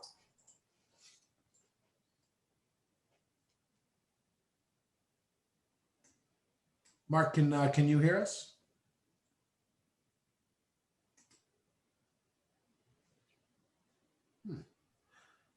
Let's see. Andy, I'm not hearing Mark either. His mic does appear to be working, but he might have. Okay, very good. We'll come back to Mr. Moore. Mr. Delisle. Thank you, Mr. Chair. Mr. Graff, I was wondering just if you could tell me about the addition of the mudroom. I'm wondering, based on the drawing, and maybe it's just the fact that this is the drawing and not what you're actually planning, but it looks like, will the clapboard reveal on that addition be the same as with respect to the main body of the house? And I was going to not have that be the same. If you look at the side elevation, it's so far back from Liberty Street. I thought that we could make a change there and detail that differently. I wanted it to be wood as well, most likely cedar, but not a bevel siding. I see. Okay. That's just a design decision. Yes. Yeah, I wanted it to be. I wanted it to be an obvious addition. That it wasn't going to try to look like the existing house. Okay. That's it for now, Mr. Chairman. Great. Thank you. Thank you very much. Let's see. We'll go to Mr. Swanton. Yeah. I've noticed this house. It's a sad little house, and I think quite frankly, I think you're doing some wonderful things here. I like the, I like the 6/6 windows. I like the new siding. I like the wood shingle roof. I like putting the chimney in the center. The only thing is this mudroom, which, it's small. It's set way toward the back. I actually don't have any questions. I think it's nice. So I'll pass on questions. Very good. Mr. Chairman. Thank you, Chair. Yes, I had one question. It looks like from this drawing that we have up, I think this is A03, that the side door that's on the house today is being removed, being replaced with a window, and the mudroom, I guess, now becomes the main entrance to the house. Could the applicant just talk to why this is being changed? I mean, that's really the basis for having a mudroom, and that's the big thing with the special permit. Could you just address why this is being moved? Sure. Where the, well, it's a planning condition. So, as Andy switched to the AO1, you can see that if you enter in that existing side location, there's where the existing door is. There's really no place for you to take off shoes. There's no covering. So you're just walking right into living room. And our feeling was that the house really needed a mudroom space. And it's a modest mudroom space. The other thing that you have with a gable structure like this, when you're coming in from the side, you have all that rain coming down. So with the mudroom entry, you have a sloped roof and the water shedding to the left side as you're looking at that plan. So to answer your question, Sufficient. Thank you. That addresses it. And I guess the other thing I noticed, you're moving the stairway that was in the home. It looks like that used to be where the side entrance was, and now that gives you a larger living space in that area. Correct. Yes. And the other thing I have to stress is there's nothing original in this house. Nothing at all. There's not one speck of original detailing. In the basement area, there is an old arched brick chimney base that's in a location where there's no chimney up above. They years ago took the chimney down and just left that the brick base there. So, we're basically working with a clean slate inside. All right, thank you very much. No other questions, Chair. Very good. Thank you, Mr. Chen. And I too have no further questions. I think my colleagues have asked them, and appears they've been answered. So I appreciate that. I will take a quick pause, Andy, as I see that in our attendees roster, we have Lynn Whitcomb. Looks like a different entry than last time. And perhaps if Ms. Whitcomb wishes to speak, I'll press pause on questions from the board, and we will we'll entertain a public comment from Ms. Whitcomb. Yeah, hi. Can you hear me? Yes, we can. This is John Whitcomb. I'm the neighbor abutting to the west. Would you mind if you could just give your address? Yeah, 58 Liberty Street. Thank you. So first of all, I'd like to say this looks like a wonderful project. It looks to be a beautiful upgrade to obviously the existing. And it's the first time we were able to take a look at it, other than once we got the letter mailed to us to be able to pull it up online. But the only question that I have, being so close to the construction and would be the new basement entry. Could you speak to that, to the west side where we're having, you're building or pouring a new foundation, it being super close, obviously, to our existing foundation, and you're building a staircase that goes down. So that obviously is decreasing the green space, increasing the footprint of the building. And so that's really the only question when I look at this plan that I have.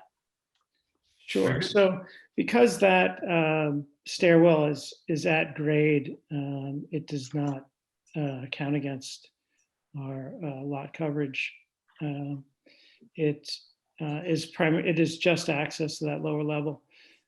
My feeling is that while it is close to your property line, that there is enough room there to do that excavation without disturbing anything on your property.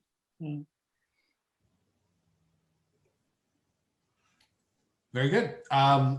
Any further questions, Mr. Whitcomb?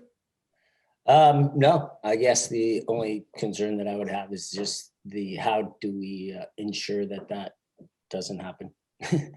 Very good. Thank you for your comments, and we'll continue on with the process, and we will now close the reopened portion of the public comment portion of the hearing. And we will now, I believe we've completed the questions from the board portion, and we will close that portion of the public hearing and go into deliberations, starting with Mr. Moore. I'm back. I don't know what happened. Can you hear me now? Oh, great. Mr. Moore, actually, we missed you now that I recall, we missed you in the questions from the board segment, and I don't want to move into deliberations. Did you have any questions before we move past questions and go into? No, I appreciate that, but I got back online and my colleagues and you pretty much hit all the questions. So I am good. Then we will then, we're right back at you for deliberations. And this is deliberations, the criteria of a special permit for non-conformities. So we'll start with you. Again, as presented and as we heard from supportive abutters, you know, it's a nice improvement to the property. I think there's no new non-conformities. There's a little bit of an intensification, but I think it's modest and it makes sense within the footprint of the house. So I don't see anything here with the small additions to both sides of the house and the covered porch being an issue with massing or size at all. So I think it's well done, presented well, lots of detail, and I can support it. All right, thank you, Mr. Moore. Mr. Delisle. Yeah, I think that, again, I'm going to concur with Mr. Moore here. There's no new nonconformity here. And I think that the proposed changes will not be substantially more detrimental to the neighborhood. This is looks like a timely restoration of a nice historic structure here in Newburyport, so I can support this project. All right, thank you, Mr. Moore. I'm sorry, thank you, Mr. Delisle. Mr. Swanton. Yeah, I agree with my colleagues. I noticed that the little mudroom in the back there, you know, this house is so narrow. I get it why you kind of need to have a side door somewhere there, and a mudroom really helps given the narrowness of the house. So I just think this has been done in a very sensitive way. I rattled off some of it earlier, but I forgot to mention no dormers. I mean, oftentimes in the historic neighborhoods, we're shown houses that are sprouting dormers all over the place, and this has none. I think this is very nicely done, and I can support this with enthusiasm. All right, very good. Thank you, Mr. Swanton. Mr. Chairman. I have to agree with my colleagues. Although, jumping into the side yard setback often gives me a cause for pause. I think this is tastefully done and somewhat necessary with such a long, skinny building and on a long, skinny lot. So I can support this proposal. Thank you. Thank you, Mr. Shannon. And Mr. Bennett. I would agree. I believe that the criteria for a special permit for nonconformities is met here. It's tastefully done and consistent, in my view, with the key criteria regarding consistency and harmony with the neighborhood. Very good. Thank you, Mr. Bennett. And I concur with my colleagues' opinions on this proposal. I think it's modest. I think it conforms with the criteria. And I appreciate the effort to keep it in line with the neighborhood versus, as I think has been said, sprouting, dormers in every direction. So I too can support it. Concluding I believe that concludes our deliberations through all of the members of the ZBA. Unless there's any further comments and deliberations, I will close that portion of the public hearing, and we will go to the motion and voting portion. And with that, do we have a motion to approve?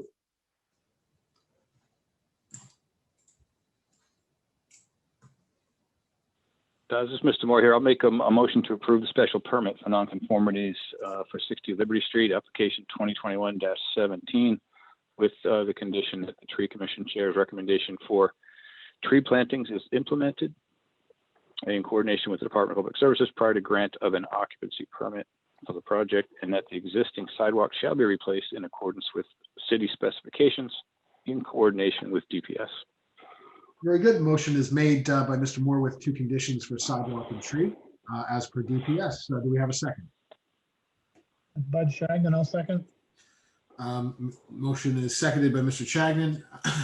Calling the roll, Mr. Moore, Yes. Mr. Delisle, Yes. Mr. Swanton, Yes. Mr. Chadden, Yes. Rob Champetti, I vote yes. That is 5 in the affirmative. The ayes have it. The motion carries, and the special permit for nonconformities on 60 Liberty Street is approved. Thank you very much, Mr. Graff, and thank you for your comments, Mr. Wickham. And with that, we will move on to our next application on our agenda. Thank you, members of the board. Our pleasure. We have the application before us of Michelle Alt of 32 Turkey Hill Road. Two components of this application. One is a dimensional variance, docket 2021-19, to construct an addition with a 22.5-foot rear setback where 30 feet is required. And docket 2021-20, a special permit to allow an in-law apartment, which is use 109. With that, may we hear from the applicant, and I believe we have both Michelle Alt as well as John Crow. Ms. Alt or Mr. Crowell, you have the floor. Hi, this is John Kroll from Deer Hill Architects in Peabody. Good evening. Feel free to go ahead and present. Thank you. Okay. The main goal here is to add an in-law apartment to the house. Both of Michelle's parents are elderly and infirm. Her father has recently suffered a stroke, and her mother has, I believe, Parkinson's. Is that correct, Michelle? Yes, it is. Okay. We had two main goals in this design, and one, of course, is to continue the appearance of the house as a single-family home, which it is obviously still categorized as. But we didn't want the addition to change that appearance at all. And secondly, it was to make the addition as accessible as possible to people in a wheelchair. In the first regard, we decided to add it to the back of the house. You can see from this that a portion of the back of the house is already covered with an existing deck and a patio. We decided that if we put it on the right end of the house, it would affect that appearance of a single family house. So the most logical place was to put it in the back, and it's behind the garage. The in-law apartment itself, the floor is about 3 feet lower than the existing dwelling, but it is in fact in line level with the garage floor of the house. The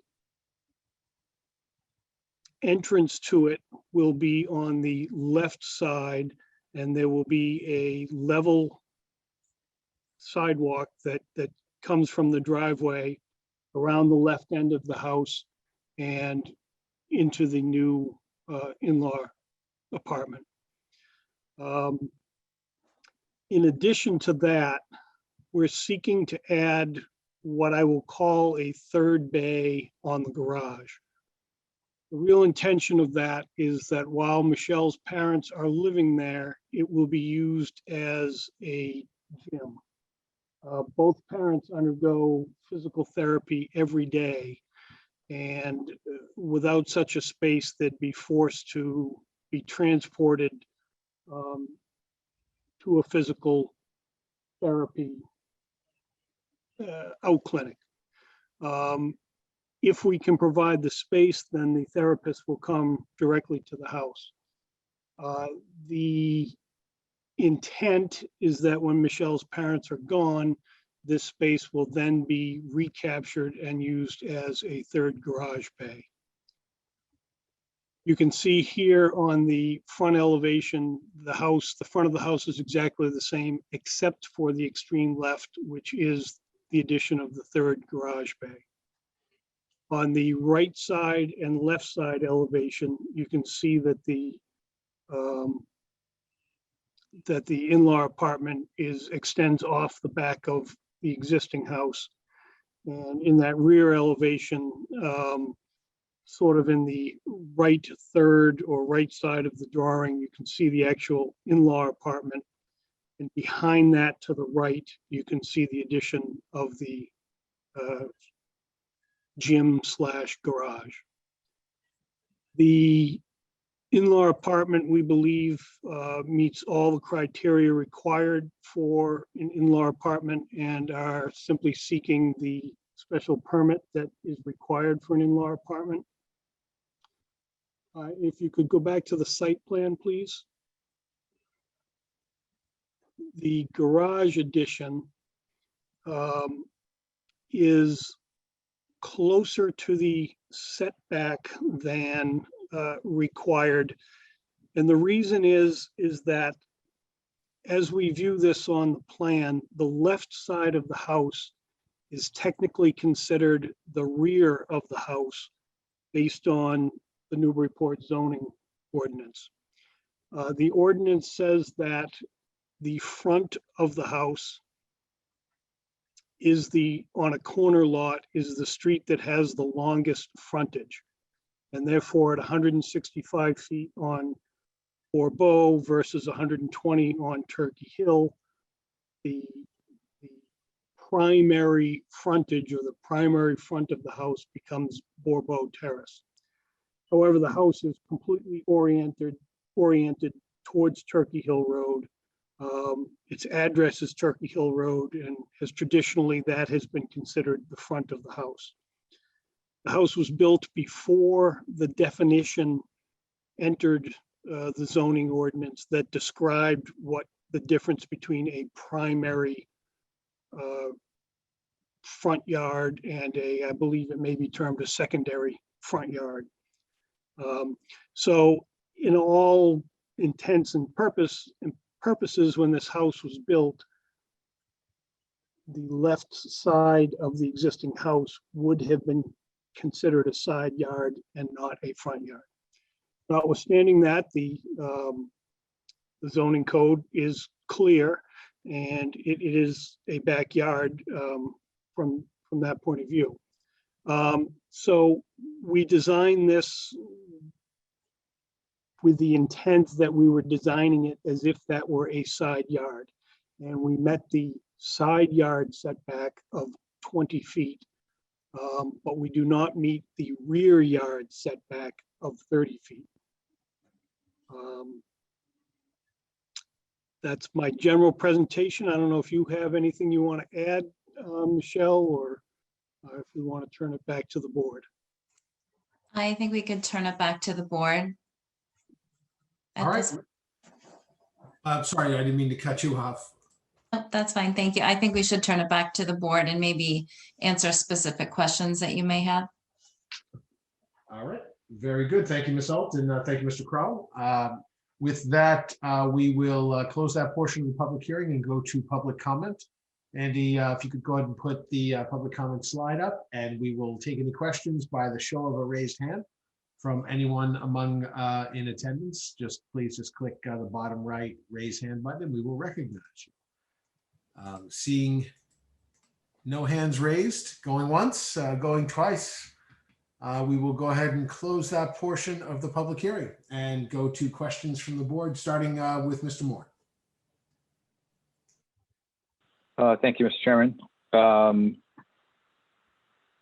just had a question on the proposed garage and how it's going to work in concert with the in-law apartment. Could you just get into a little more detail about how that fits together? Simply, it's on the same floor level as the existing garage and the in-law apartment. And you can see that there are doors that connect from the in-law apartment through the existing garage and into this new therapy, gym, future garage space. So simply the providers will come park in the driveway, enter that door on the left side of the new proposed garage bay, and the occupants will come through the existing garage and enter the gym from inside.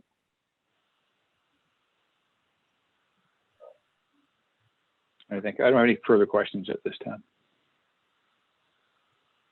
All right, very good. Mr. Delisle. Thank you, Mr. Chairman. Couple of questions here. So what is the square footage of the proposed addition to the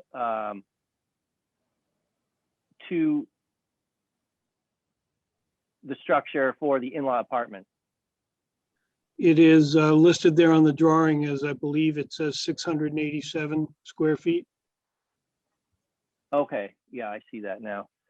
All right, and then, okay. And then you have the garage addition at 276. Yes. So that gets you to about 950, but the conceit is that that extra garage bay is not part of the in-law apartment. That's correct. I mean, you know, it's a matter of semantics here, but technically it's not connected to the in-law apartment. And other than the setback issue, which obviously is part of why we're here tonight, this garage bay could be done by right as a separate addition to the single family house, even if an in-law apartment were not being built. Sure, sure. Yes, either subject to the variance or, yeah, right. Correct, yes. With respect to the variance, the sort of the unique condition or circumstance here is the fact that you have the primary front yard and the secondary front yard, and as a result, you're put into a situation where your side yard setback is actually a rear yard setback, and that differentiates this property from the neighboring properties, correct? That's our contention, yes. Okay. Okay, thank you very much. Okay, thank you, Mr. Delisle. Mr. Swanton. Yeah, I was just going to point out what Mr. Delisle just pointed out. So I guess I too understand the reason for the variance and why, you know, you have a unique lot here because of its two frontages, which has resulted in, oftentimes we have people want to do something in a front yard. Yours is a backyard, so it's even less impactful in the neighborhood. So I understand that. I also get, well, I too once had a family member who had a stroke and had to modify my home. So I get that and the sensitivity to it. My only question is something that came up in the advice we got from this planning department in looking at this in their staff notes.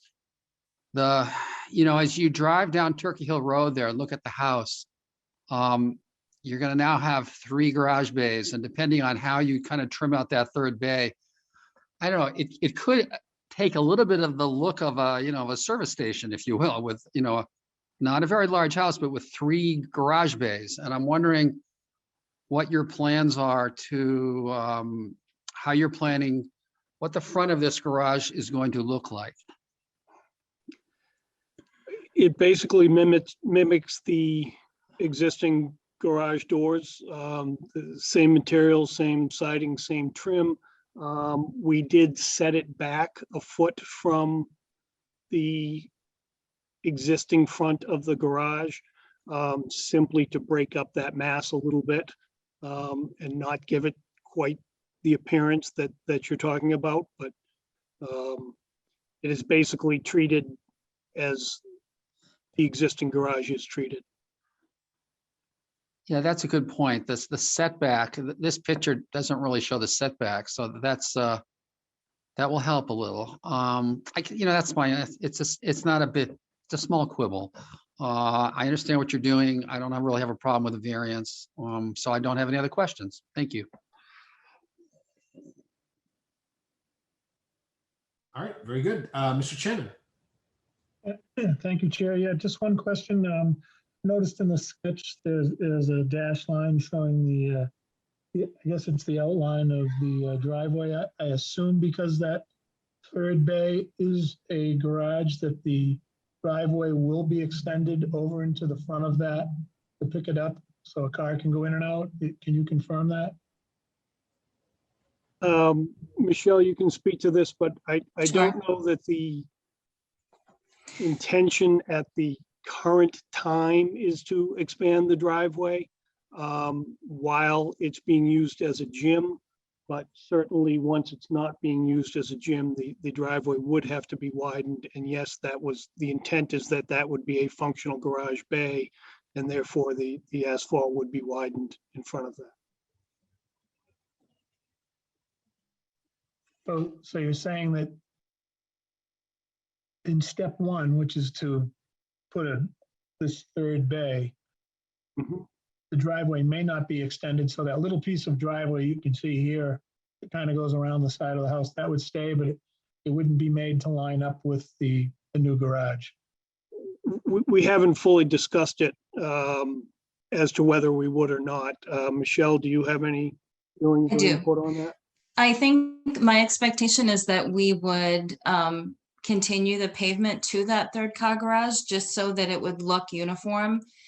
And otherwise, if you just kind of added it, I just feel like it wouldn't have as nice as a presentation if we paved all the way up to it. And it won't be a working garage, but at least it will be, I think, more pleasing to the eye as you drive by the house. Agreed. Thank you. No other questions, Chair.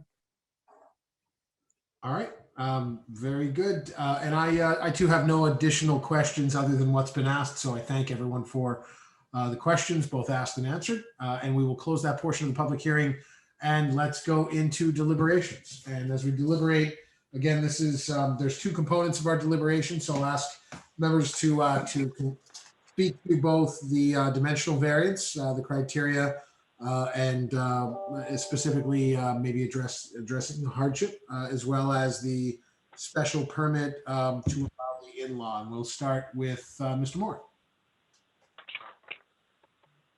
Thank you, Mr. Chairman. I mean, certainly the way that this has been presented is very logical, especially given the needs of the applicant to make ease of use key for this whole proposal. The variance criteria is clear with respect to hardship. I think, given the fact that it's clear that this house faces Turkey Hill Road and that should be frontage there, because of a quirk in the lot location being a corner lot. Again, we seem to come up with a lot of corner lots in these, and the fact that the logical placement of the addition is as presented and would be, I think, really prohibitively complicated to do it any other way, I think presents some clear hardship with respect to the lot. So I don't think if we were to go forward with this approval for a dimensional variance, this is not giving any special privilege to the applicant at all. The unique circumstances are not a result of anything they did. It was the way that the zoning ordinance was crafted and the way the house was built. So with respect to the variance and hardship, I think I can move forward with that. The in-law special permit findings, it's going to be occupied by parents. The dimensional requirements are otherwise met. The gross square footage as presented, if you don't include the garage area, which will be used for some time as a rehab area or physical therapy area, fits within the requirements of in-law apartment. And there's sufficient parking on site there, and there's no health and safety codes to be concerned with. So as presented, I think I can support this. All right, Mr. Delisle. Thank you, Mr. Chairman. Yeah, I would agree with what Mr. Moore said. Once again, I think that the criteria for the dimensional variance are met under the circumstances, again, of a corner lot here with the second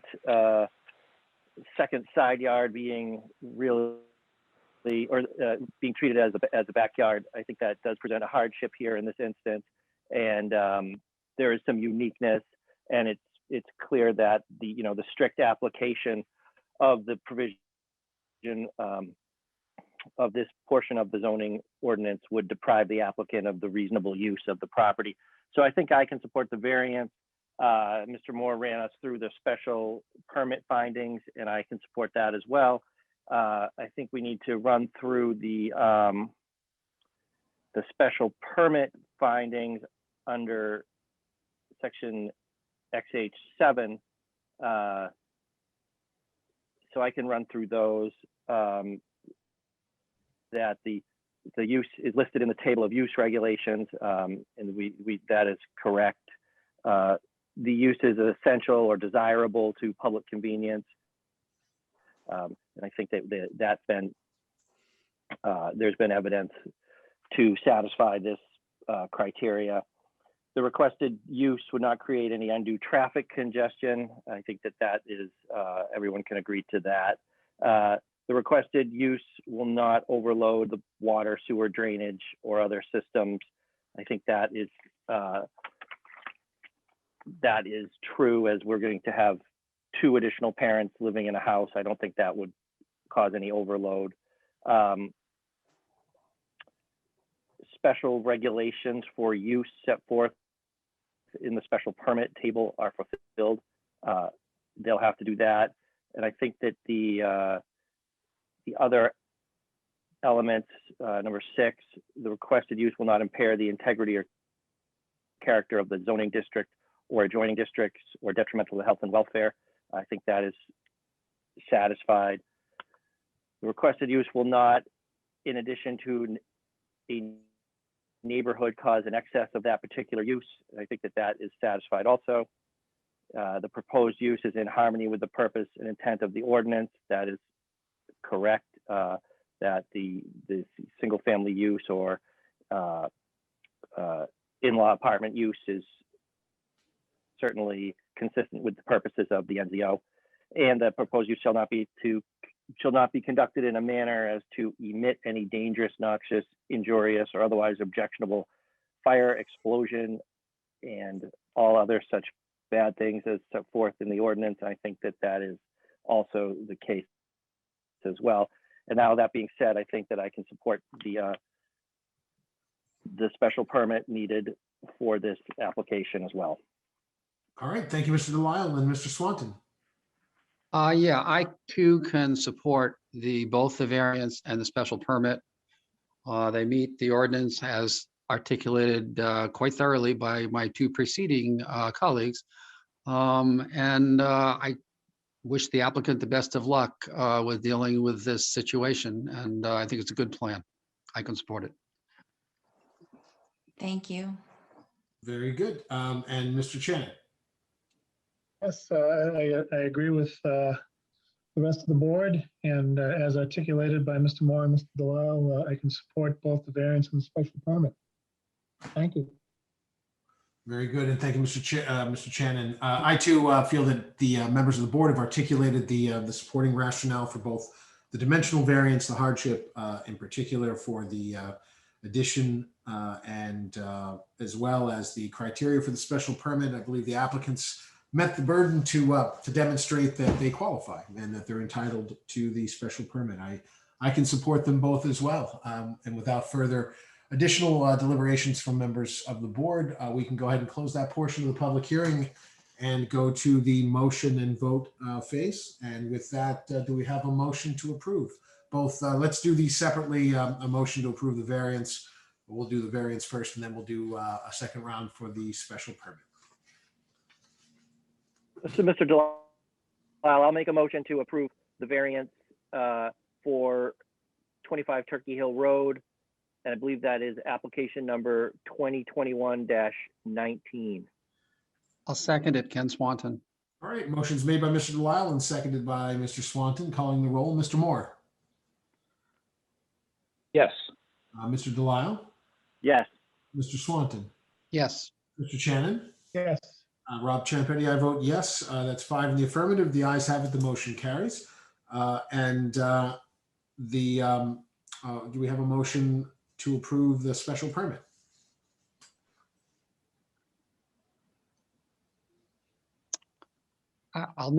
This is Ken Swanton. I'll make the motion to approve the special permit for the application for 25 Turkey Hill Road, which is number 2021-20. All right, motion's made by Mr. Swanton, and do we have a second? Mr. Chairman, Mr. Moore here. I think the draft motions say 25 Turkey Hill Road, but we have 32 Turkey Hill Road. Oh, So good, I think. Good catch. So Thank you. Well, I think we did the variance, I think at 25, which. Well, we can. We should just make note that we just. Yeah, we meant 32. So we'll just make sure We meant 32. in the Yep. in the finding and in the approval and the decision, we'll make sure that it reflects the correct address. Perfect. Just wanted to be clear. Yeah, very good. Thank you. Okay, so back to the special permit. We have a motion by Mr. Swanton? Yes. All right, and seconded. By Mr. Moore, I guess. If no, did anyone? I didn't hear. I was too busy getting ready to correct our address. So. No worries. Motion's made by Mr. Swanton, seconded by Mr. Moore. Calling the roll, Mr. Moore. Yes. Mr. Delisle. Yes. Mr. Swanton. Yes. Mr. Shannon. Yes. And Rob Champetti, I vote yes. That's 5 in the affirmative. The ayes have it. The motion carries, and the special permit for an in-law apartment is also approved. Good luck to you, and thank you both for your presentation, and wish you the best of luck with the project, Miss Alt and Miss Alt and Mr. Kroll. Thank you. Thank all. you so much. My parents are going to be so excited. Thank you. Have a great evening and good luck. Thank you. You too. Mr. Bennett, I owe you an apology, sir. I apologize for skipping past you in deliberations on that last one. It was inadvertent, but even though you Not a problem, Mr. Chairman. even though you're not voting, you certainly participate in deliberations, and so forgive me. I just skipped right past. I'll try not to make that mistake again. Okay, so moving on to our last application of the evening. This is the application for a special permit for nonconformities by Damian and Jill Bailey, care of Lisa Mead, Tellerman and Costa LLC, for the application at 25 Chestnut Street. The applicant seeks all necessary permits and approvals to construct two small one-story additions to a pre-existing single-family structure. Presenting on behalf of the applicant is attorney Adam Costa from Mead, Tellerman and Costa. Attorney Costa, you have the floor. Thank you again, Mr. Chairman and members of the board. Adam Costa with Mead, Tellerman and Costa, representing the applicant Damian and Jill Bailey. This is a special permit for nonconformities, much like the other, I guess a number of others tonight, for 25 Chestnut Street, Newburyport. Again, we have what I think is a relatively brief presentation for you tonight. First, addressing some of the particulars of the property. Have a variety of photographs and architectural and other plans to present, and then we will present the special permit criteria and why we believe that they have been satisfied for this project. So the first slide describes the existing conditions. Mr. Port, if you could move maybe to slide 2, thank you. So this is a property that's located in the R2 zoning district and the DCOD district. The existing structure has a variety of prior additions added onto it, which we'll see as we proceed to some of the plans and photographs. There are a number of existing nonconformities, as there are with several of these South End properties. Lot size 10,000 square feet is required, whereas the lot in question has 5,792 square feet. There are issues with the front, side, and rear yard setbacks. You can see those numbers here. Front is 25-foot requirement, side is 10-foot requirement, and the rear is a 25-foot requirement. And we have 3.8 feet in the front, 5.5 feet in the side, and 3 feet in the rear. Similarly, maximum lot coverage is 25%, but the lot coverage is currently at 35.7%. I think you'll see as we proceed through the presentation that while certainly there are existing nonconformities, this particular project does not significantly exacerbate any of these nonconformities. So the next slide is a series of photographs of the various elevations, various angles, photographing the site. You can see the east and west elevations on the left side of the plan the plan sheet. You can see the north and south elevations sort of in the center. And then additionally, you can see an additional perspective just to give you a little bit of an angled view from the street as you're coming up on the property from the southeast. You can see additional photograph there. These are presented just to assist the board in getting your bearings if you're not currently familiar with the site. Again, as we progress, I think you'll see that the additions are relatively minor, but let's go to the next sheet and talk a bit more about the proposed application. So the application is to construct 2 minor additions onto the single family structure. One of them is an 11 by 10 addition to the, we say side / rear because it's the rear, but it's sort of over on the side of the structure. And the other is an 8 by 17 addition to the front / side of the structure. And again, we'll see these momentarily on the plans. Combined, these 2 additions only total about 246 square feet. So again, we're not talking about a significant addition. And we'll explain as we proceed, the objective of the additions, which you'll get a better sense for when you see the floor plans. These additions do extend existing nonconformities, as is common with this sort of a site, but they don't create any new nonconformities, nor do they move any closer to the boundaries of the property. So the side / rear addition will be 6.5 feet from the side boundary, even though the existing setback is at its closest 5.5 feet. So we're not even as close as a portion of the structure already is.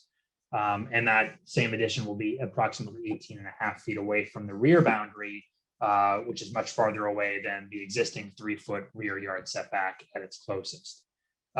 Similarly, the other addition, what we're referring to as the front / side addition, will extend a non-conforming 3.8 foot front setback by about 8 feet along Chestnut Street, but is not moving any closer to Chestnut Street. So extending the existing nonconformity, but not exacerbating it. There is a lot coverage increase. You'll see in a moment that portions of these additions are actually in areas that are currently decks. But nonetheless, there's a lot coverage increase from approximately 35.7%, as you saw on the couple of slides ago, to what is estimated to be 38.1% if both of these additions are built. So the next page of the plan, and I don't know if you can see it there. This is just an effort to sort of show, utilizing a plot plan, show you where these additions are proposed to be, and they're highlighted for your benefit. So you can see the addition that I referred to a moment ago as being the back or side addition is the 10 by 11 addition, sort of top left side of the plan as you're looking at it. You can see where that's proposed to be. A portion of it is going to be in an area where the deck currently sits, and so that deck will be modified to accommodate it. And then the second addition that we referenced, again, a substantial portion of that is currently a wood deck, but that deck will be removed in the addition, the 8 by 17 addition, constructed in that location. And you'll get a better sense of these as we proceed through the plans, the architectural or elevation plans, where you can get a feel for them. So the next page is existing elevations. You can see here, again, we've got north-south, east and west elevations. We've identified proposed areas of demolition and proposed areas to become interior walls. They're shaded on these various plans in sort of a darker shade, and there are arrows pointing to them. But again, these are just the existing elevations for demolition purposes. You'll get a better sense as we proceed on to where the addition will be. You'll note that there are various other arrows on these plans, or at least the sheet of the plan, that speak to the additions that have occurred over the years. So you've got the original home, 1825, but then you've got, you know, a 1979 addition. You've got a 1991 addition. You've got a 1996 addition of dormers. And so these are all sort of pointed out to you because I had mentioned early in the presentation, and it's in our narrative submittal as well, that there have been a series of modifications made to the structure over the years. So it's a bit of a hodgepodge of eras, and that's depicted on this plan. The next plan, next series of plans are larger size, full scale exterior elevations for the proposed additions. So we've got first a north elevation, and then we'll proceed to an east, a south, and a west elevation. So on the north elevation here, you can see here, and again, it doesn't, these are black and white drawings, so you have to look a bit, but you can see the area is in a darker shade. It has a thicker black line outlining where the modifications are going to be made. Everything else is existing. So, you know, everything in the center of the structure, top right side of the structure, the dormer, that's all existing. But you can see sort of on the right side of the plan, we've got this addition that's proposed. We've got existing roof slopes to continue over the addition. We've got a new door and a window that are proposed at the rear side of the property. As I had alluded to before, the existing deck will be modified to accommodate the addition. It will be shrunk in size to accommodate the addition. And we're going to continue, you know, existing siding and whatnot, so that the addition will sort of blend seamlessly with the existing structure. We're going to match the same sort of perimeter detail and so forth as indicated here also. You'll see here on the left side of the plan, there is a reference to the mudroom addition beyond. And as we move our way around, you know, 360 degrees around the structure, you'll get a better view of that other addition, the mudroom addition, momentarily. So the next plan is the east elevation. You'll see in the east elevation, we've now got that mudroom addition that I just referenced. It is sort of in the foreground with that thicker black line surrounding it, left side of the building here, everything else is existing. And again, you can see here that it's a 17-foot wide addition. You can see that the window is proposed to match the existing adjacent windows in the front of the house. Same thing as before, consistent siding to be maintained to provide a seamless transition from the existing structure, concrete base to match the existing concrete base of the structure. I think everything else is sort of self-explanatory. We've got a door at the back of the mudroom addition as well. So the next elevation is the south elevation. From the south elevation, you can again see, just from a different angle, the mudroom addition. I said it was 8 by 17 before. You can see the 8-foot width of that addition now. Once again, we've got windows to match the existing adjacent windows, fascia profile to match the existing. There is a new roof line that'll be tied into the existing structure. We have 2 skylights proposed in the roof, but everything else is meant to provide for a seamless transition. We do have a stainless steel cable railing with a wood handrail that's shown on the right side of the plan that'll assist in getting up to the elevation of the mudroom addition. Everything on the left side of this plan is really existing condition. And then finally, the last page of the elevations are the west elevation. Again, from the west, you can see the existing deck on the far left side, which is going to be modified to accommodate the addition. You can see the 11-foot width of the rear addition. And again, I won't repeat myself, but the idea is that the exterior characteristics of this addition will be consistent with and match what exists presently at the residence. So next slide is the standard special permit criteria. Again, for non-conformities for single and 2-family structures. two-part test. First part, no addition of a new nonconformity. You've heard it said a few times tonight, so I won't belabor it, but there are no new nonconformities with this application that will be created. Second part of the test is that the proposed change will not be substantially more detrimental to the neighborhood than the existing nonconformities. In this instance, we're adding approximately 246 square feet to the structure, which is not a significant addition so far as additions go, or it's actually two additions.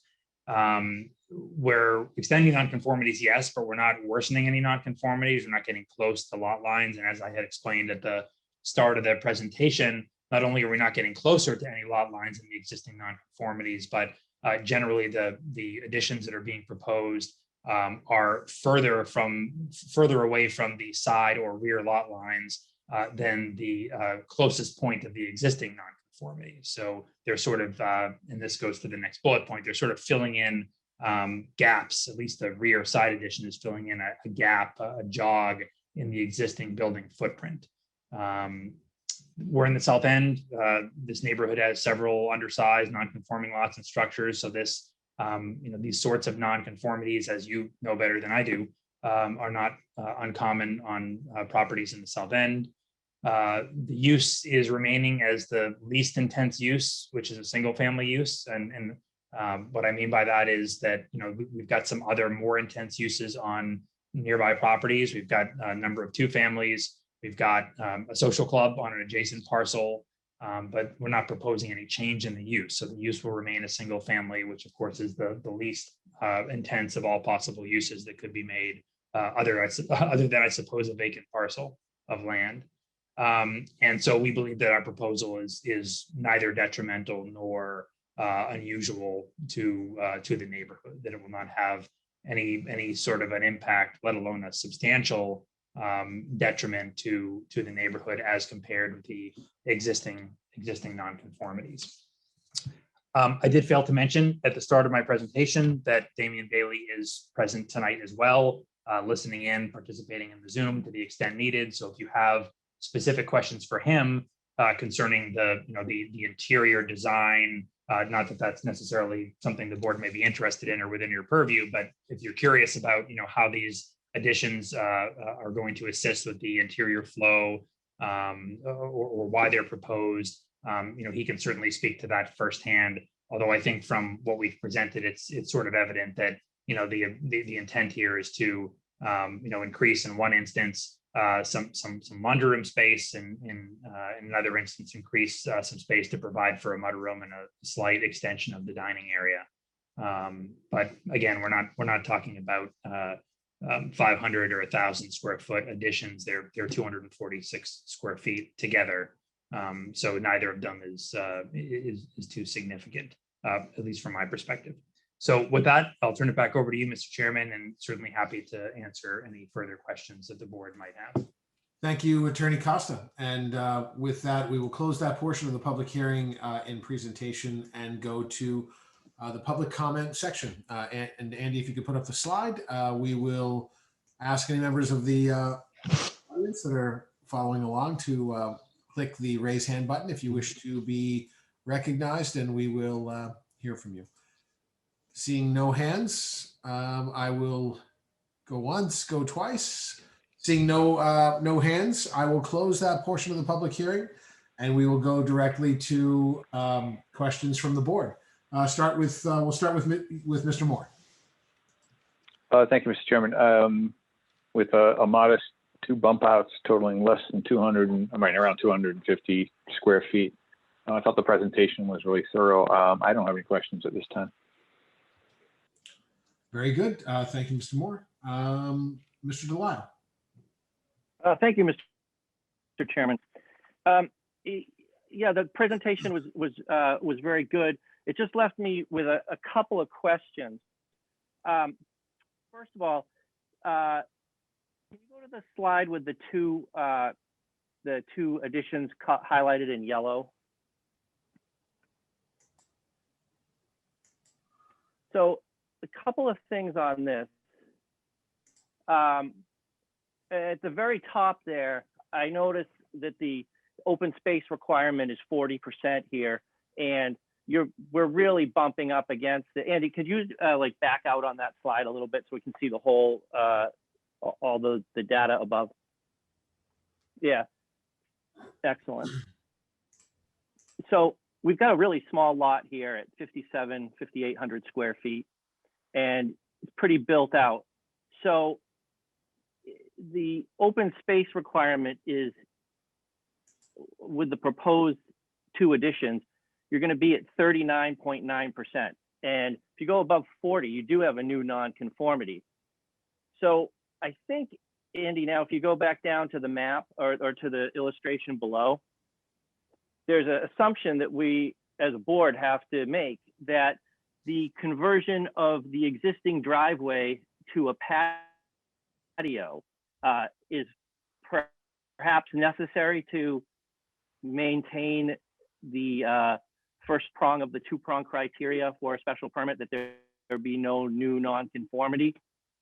And when I went by this location, that there's a 2-car garage there, and the 2 cars were parked in the driveway, one in front of each bay, pretty tightly. So I guess my question would be, is there a new non-conformity?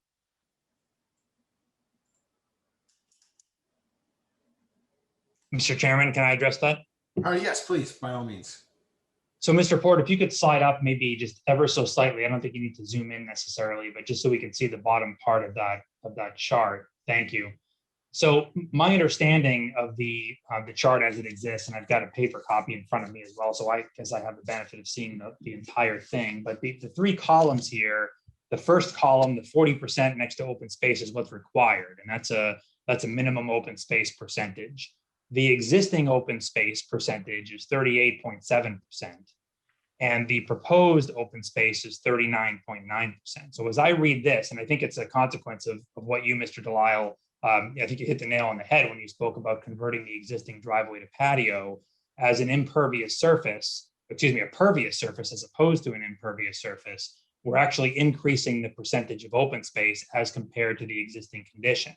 Now, I suspect, I don't know this for sure because I'm not an architect and I don't pretend to be, I suspect that part of the reason for that is because of the additional impervious created by virtue of the additions. Now, there's not a significant amount, and I think that's a subjective term, so easy for me to say, but if you look at the areas of the addition, I don't know, 2/3 of the addition that is located closest to Chestnut Street is already wood decking, and about 1/3 or more of the addition on the side or rear of the structure is already wood decking.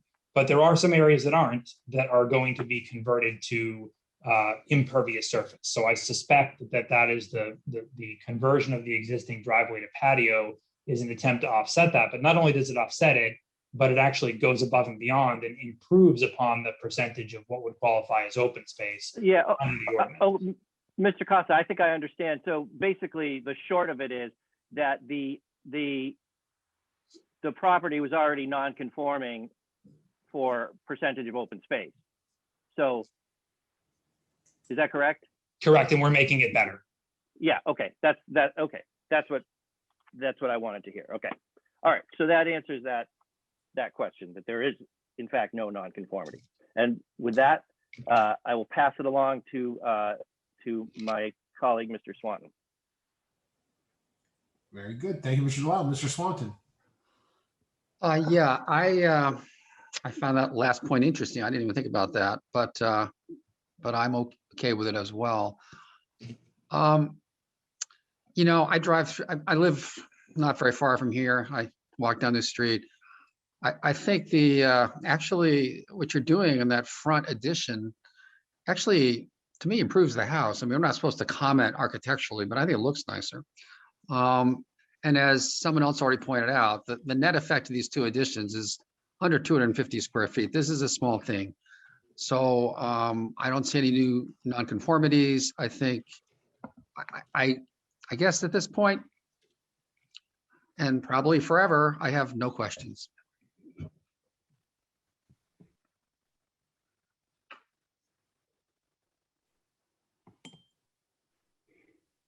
Mr. Swanton, thank you very much. Mr. Shannon. Chair, I've got no questions. Anything that I was pondering has been asked and answered. I'm all set. Thank you. Very good. And Mr. Bennett?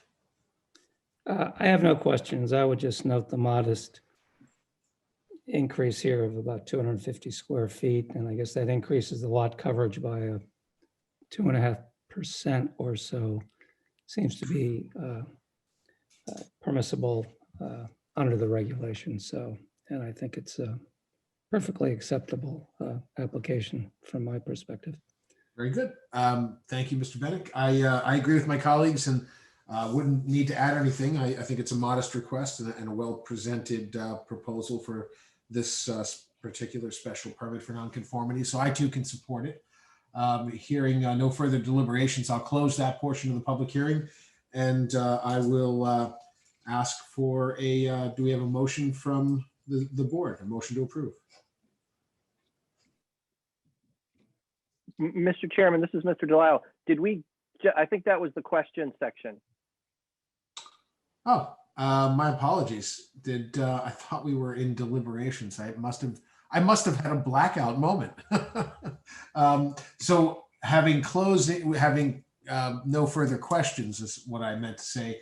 We can close that portion of the public hearing and now go to deliberations. And I apologize because I think we've gone in the questions, we've gone a little bit into some deliberation discussion. So forgive that misstep. Mr. Moore, deliberations, why don't you kick things off? And then again, we are deliberating around the special permit for nonconformity. So the criteria, as the board well knows, is the special permit criteria that we must find has been presented or there's been evidence of.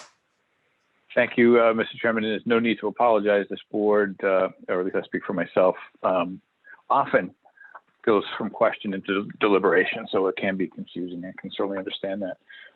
So on the official deliberations, well presented, I think modest proposal.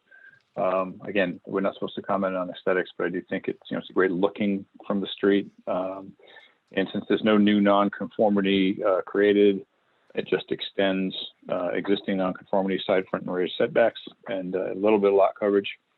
I don't have a problem with that. And we also have to make certain that it's not more detrimental to the neighborhood. And again, modest size of 246 square feet when you include both bump outs. I don't see anything with respect to size and massing that could make this more detrimental to the neighborhood. So I can fully support it. Very good. Thank you, Mr. Moore. And Mr. Delisle.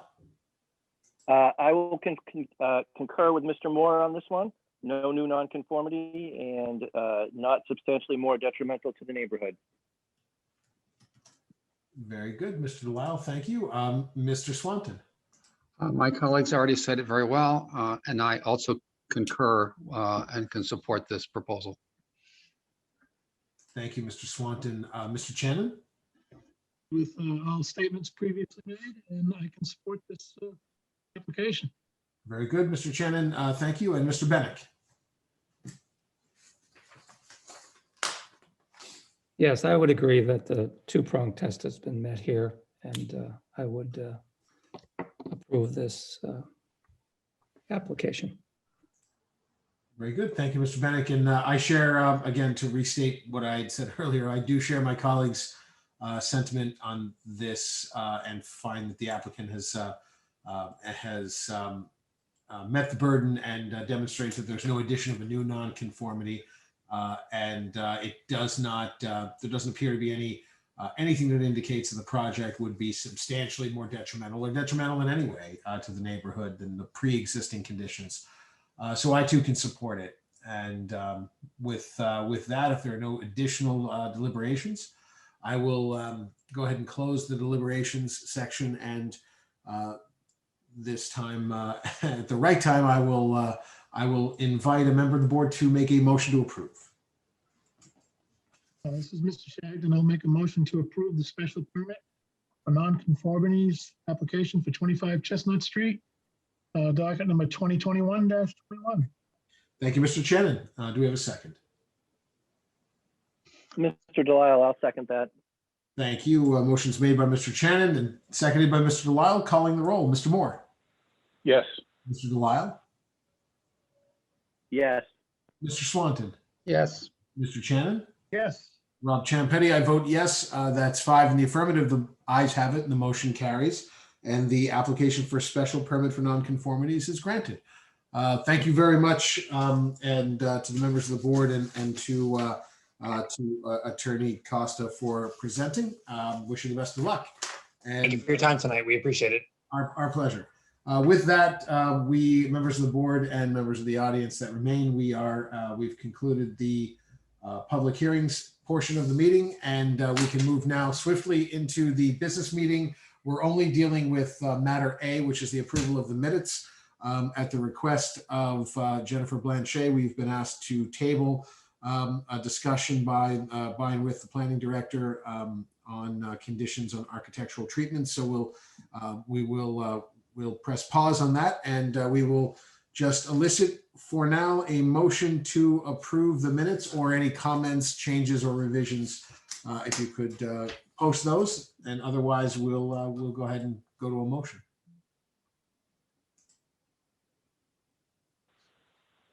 Mr. Chair, this is Mr. Chair. I'm sorry, it's Mr. Moore here. I just had one edit. I don't have it in front of me, but I did make note at the bottom of page 3.